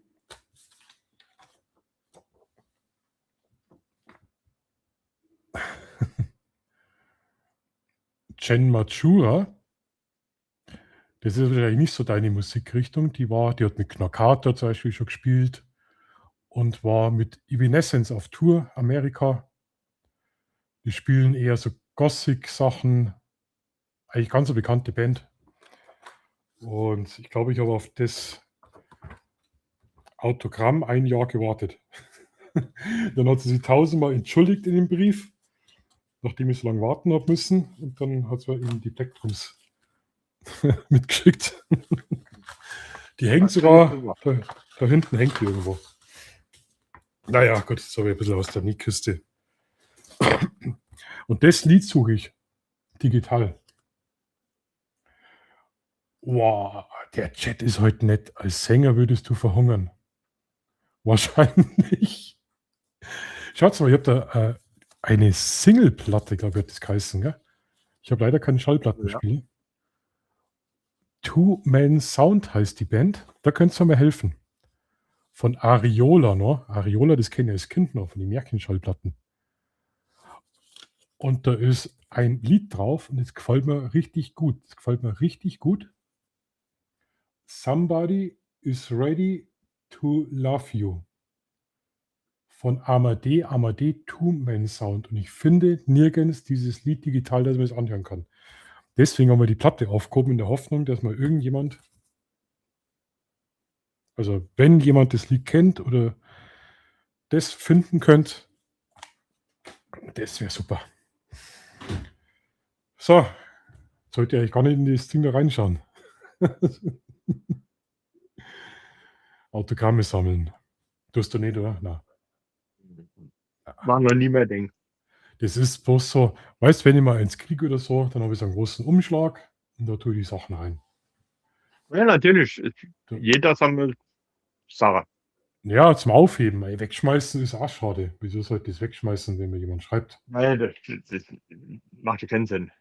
Genau, ein Aufhängen habe ich keinen Platz mehr. Wie gesagt, Jen, die hängt irgendwo. Ja, ich habe da, ach, da oben hängt's. Ich hol's mal schnell. Jetzt pass auf. Komm her, du. Die habe ich wirklich eingerahmt, ja.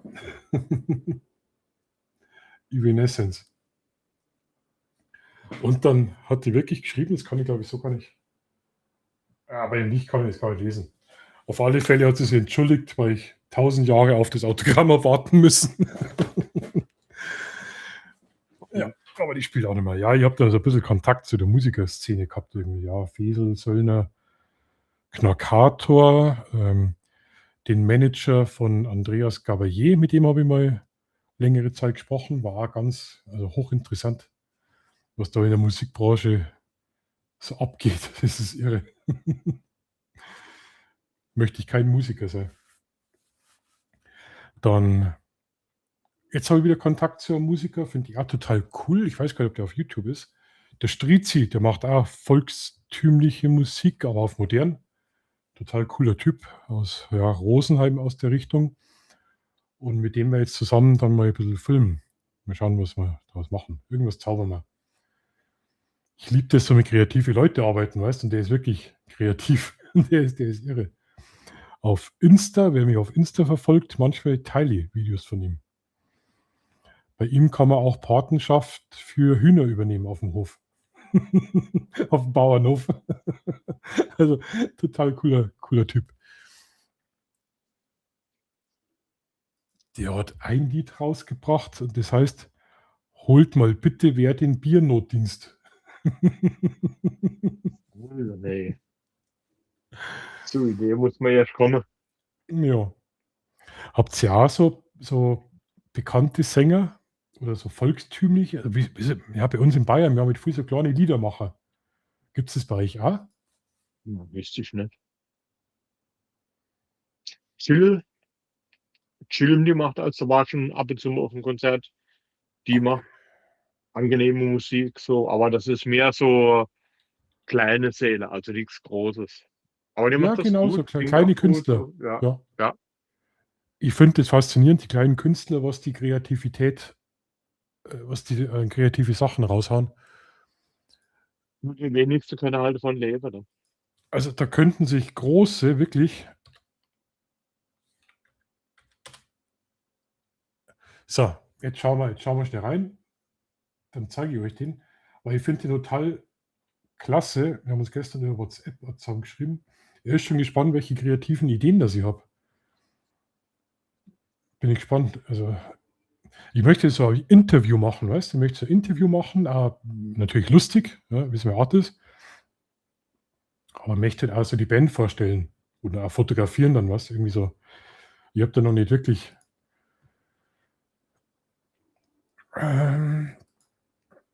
Gesamten Bildschirm. Genau, das können wir uns, glaube ich, sogar dann anhören. Damit ihr wisst, von wem ich rede. Und zwar vom Strizi. 44 Abonnenten nur. Also wenn jemand Bock hat, der freut sich über jedes Abo. Wirklich, wirklich. Strizi, 44 Abonnenten, gibt es immer Abo. Also da war sie wirklich, der freut sich da wirklich richtig. Ist jetzt auf TikTok und Instagram. Den verfolge ich mir mal vor einem Jahr, haben wir schon mal zusammen geschrieben. Da waren aber natürlich Auftritte und da hat jetzt auch nicht so die Zeit gehabt, aber jetzt hat er Zeit und da freue ich mich schon richtig drauf, dass wir da was zusammen machen. Ich spiele mal was ab davon und zwar nehme einfach einen Biernotdienst und das ist ja so, ja, typisch. So, jetzt weiß ich zwar nicht, warum das der Werbung kommt. So. Er hat den ganzen Abend so verwunderlich gefeiert. Jetzt sitzt er mit einem Kimmel da in jeder eine Reihe. Schuld war auf das gute Bier, der Wodka-Cola-Mix. Aber er kommt los drauf auf, weil er schickert der mir nix. Und wird bitte jemand kurz den Bier holen. Hoffentlich kommt er dann noch gleich. Weil es wird noch nichts wichtig. Ob wir es verstehen können? Ja. Also, der macht halt wirklich Stimmungsmusik. Also kann man sich auch engagieren. Da gibt auch jetzt Konzerte in deinem Wohnzimmer, Andreas. Nee, lieber nicht. Was meinst du, was da beim Nachbarn mit die Hähner los ist? Wäre das nix? Ich glaube, die würde eher noch rüberkommen. Und dann wird das Wohnzimmer langsam zu eng. Also, der Truthahn. Anne hat sie. Das kannst du lesen, gell? Anne hat sie sich geschrieben. Was heißt das? Anne hat sie sich geschrieben. Jetzt wird es kompliziert. Chat wäre was habe ich gesagt? Anne hat sie sich geschrieben. Anne hat sie sich geschrieben. Die Namen Anne, die heißt Anne. Anne hat sie sich geschrieben. Dann die Fixi Hartmann. Ist auch die Resi, Auwe, der Michael. Viele sagen, er ist wieder neue Söllner. Also ja, Musiker. Kann es wieder beenden, abbrechen. Da freue ich mich schon, da freue ich mich schon. Ich hoffe, das klappt, aber das werden wir wahrscheinlich dann so eher Herbst dann verschieben, weil jetzt mit der Drohnengeschichte, vor allem ich freue mich total drauf mit der Kooperation, das ist schon eine geile Sache, gell? Wenn du als relativ kleiner mit 2000 Abonnenten so eine Kooperation kriegst, dann, ja, aber da steckt halt auch so sau viel Arbeit drin. Der Frank schreibt, Frage an dich, Markus, bist du dieses Jahr auch bei der Tour der Pixelschnacker dabei? Du, Frank, ich bin aus der Szene ausgestiegen, was die ganzen Pixelschnacker da angeht. Bin ich seit seit der letzten Roadtour nicht mehr dabei. Also wir gehen eher getrennte Wege und ne, da bin ich nicht dabei. Habe ja auch keinen Plan, was da abläuft, weil ich komme da einfach auch nicht zum Schauen. Da müsstest du ja so viele Kanäle anschauen. Genau, jetzt mache ich nämlich einen Kaffee auf. Jetzt reden wir über was, Andreas. Also heute haben wir Mund fusselig geredet, gell? Also heute haben wir. Das hält sich noch im Grenze. Was? Das hält sich noch in Grenzen. Du, warum bist du Ja. eigentlich? Was heißt da eigentlich, du bist satt? Das gibt's doch gar nicht. Das ist doch jetzt eigentlich der Essenszeit. Ja, ich habe vorhin schon gegessen. Ach, du hast schon vorgegessen. Ja. Oh, Naja, gibt es ja nur noch Melone. dann wie Bratkartoffeln um 1:30 in der Nacht. Nee. Kann mir jemand erklären, wie das Scheißklump da aufgeht? Ihr habt jetzt das Ding da runtergezogen? Ist da irgendwo. Ey, ich sehe schon, es gibt da Sauerei. Nee, das sind Löcher. Nee. Bier's? Alles klar, das war zugeklebt. Du musst aufreißen, da sind Löcher drin.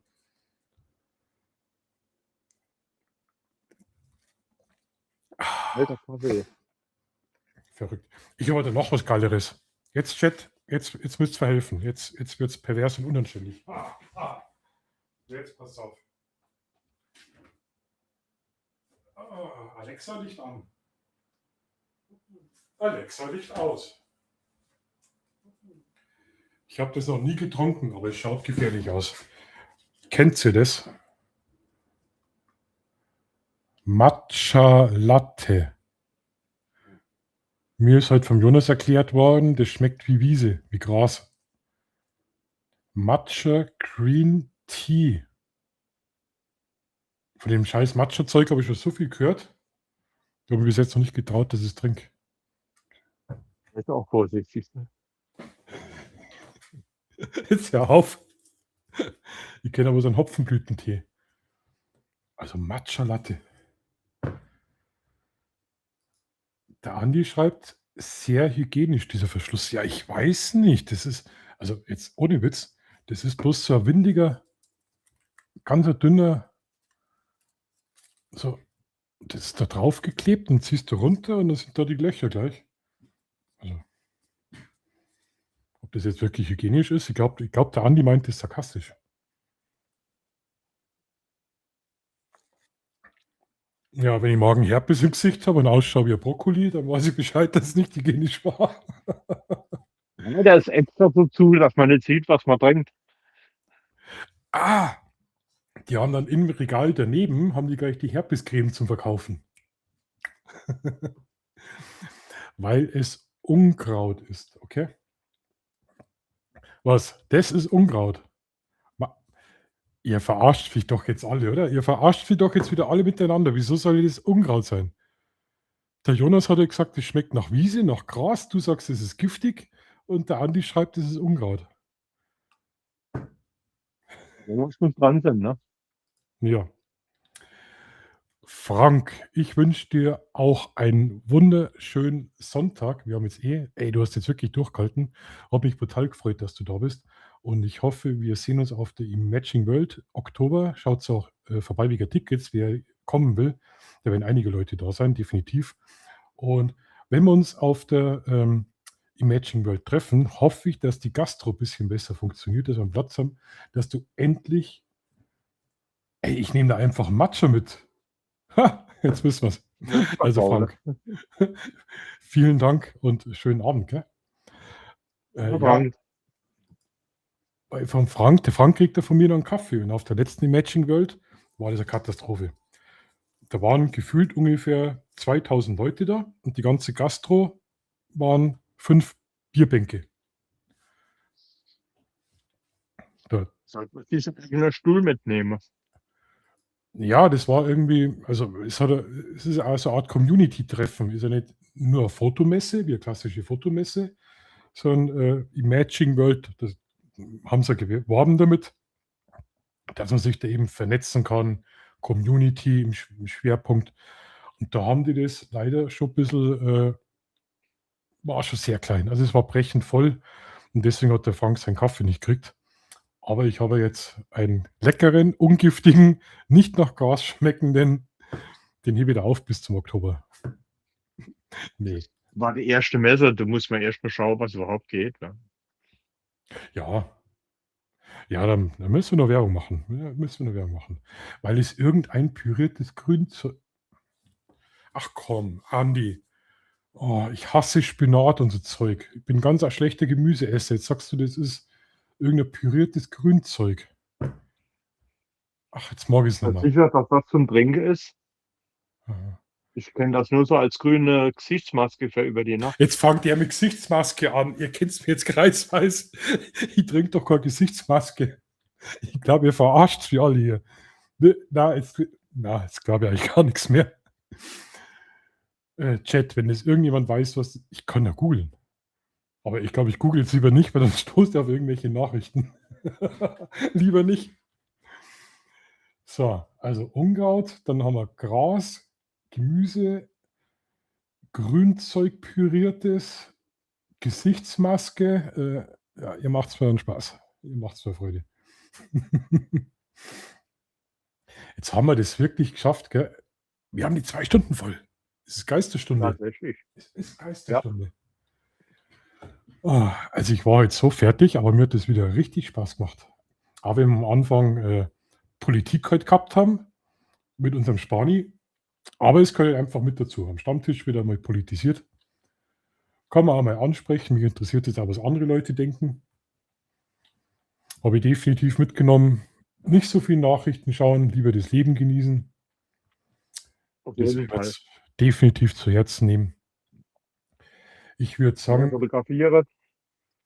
ja, viel Drohnenvideos machen, vor allem wenn man dann auch weiß, wo der Aufnahmeknopf ist.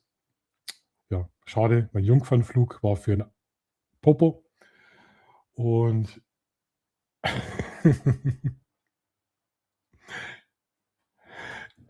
noch unanständiger Andi.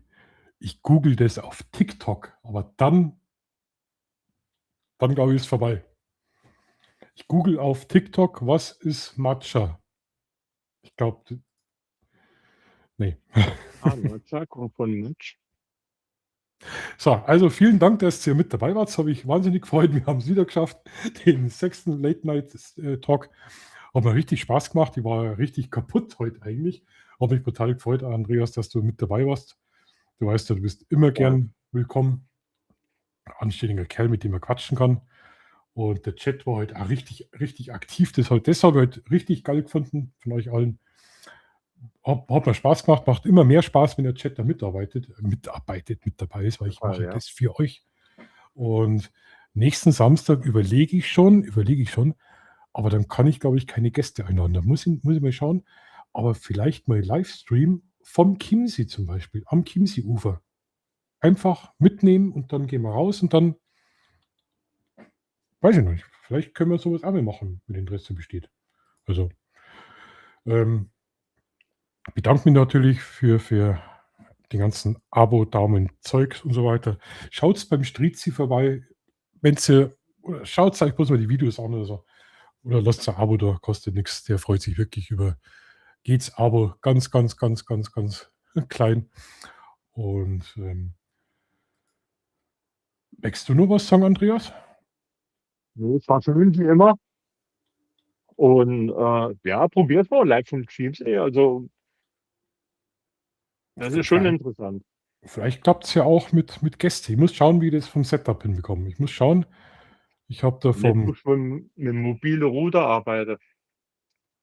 Ja, da könnte man wieder ein riesiges Setup aufbauen. Ich möchte das leicht handlich, muss ich schauen, weil es ist dann doch 22 Uhr und um 22 Uhr ist bei uns mittlerweile auch schon dunkel. Aber da in Chieming oder drüben in Prien ist alles beleuchtet, wo die Dampfschiffe, die Ist Fesela und richtig, so ja. weiter steht. Da glaube ich, könnte man das schon hinkriegen. Mit ganz viel Autan, mit ganz viel Mückenspray, glaube ich, könnte es schon klappen. Das kann So, klappen, also ja. nochmals von mir herzlichen Dank für die geile Zeit. Mittlerweile der 6. Late Night Talk. Ich genieße es einfach. Für mich ist es immer ein richtig geiler Samstag mit euch. Und auch für die, was jetzt am Sonntagmorgen den Stream anschauen, vielen Dank. Und wenn ihr Vorschläge habt, Ideen, Themen, schreibt es unten rein. Nächste Woche gibt es keine Politik, weil ich habe jetzt Nachrichtensperre. Also, ciao, servus und habe die Ehre.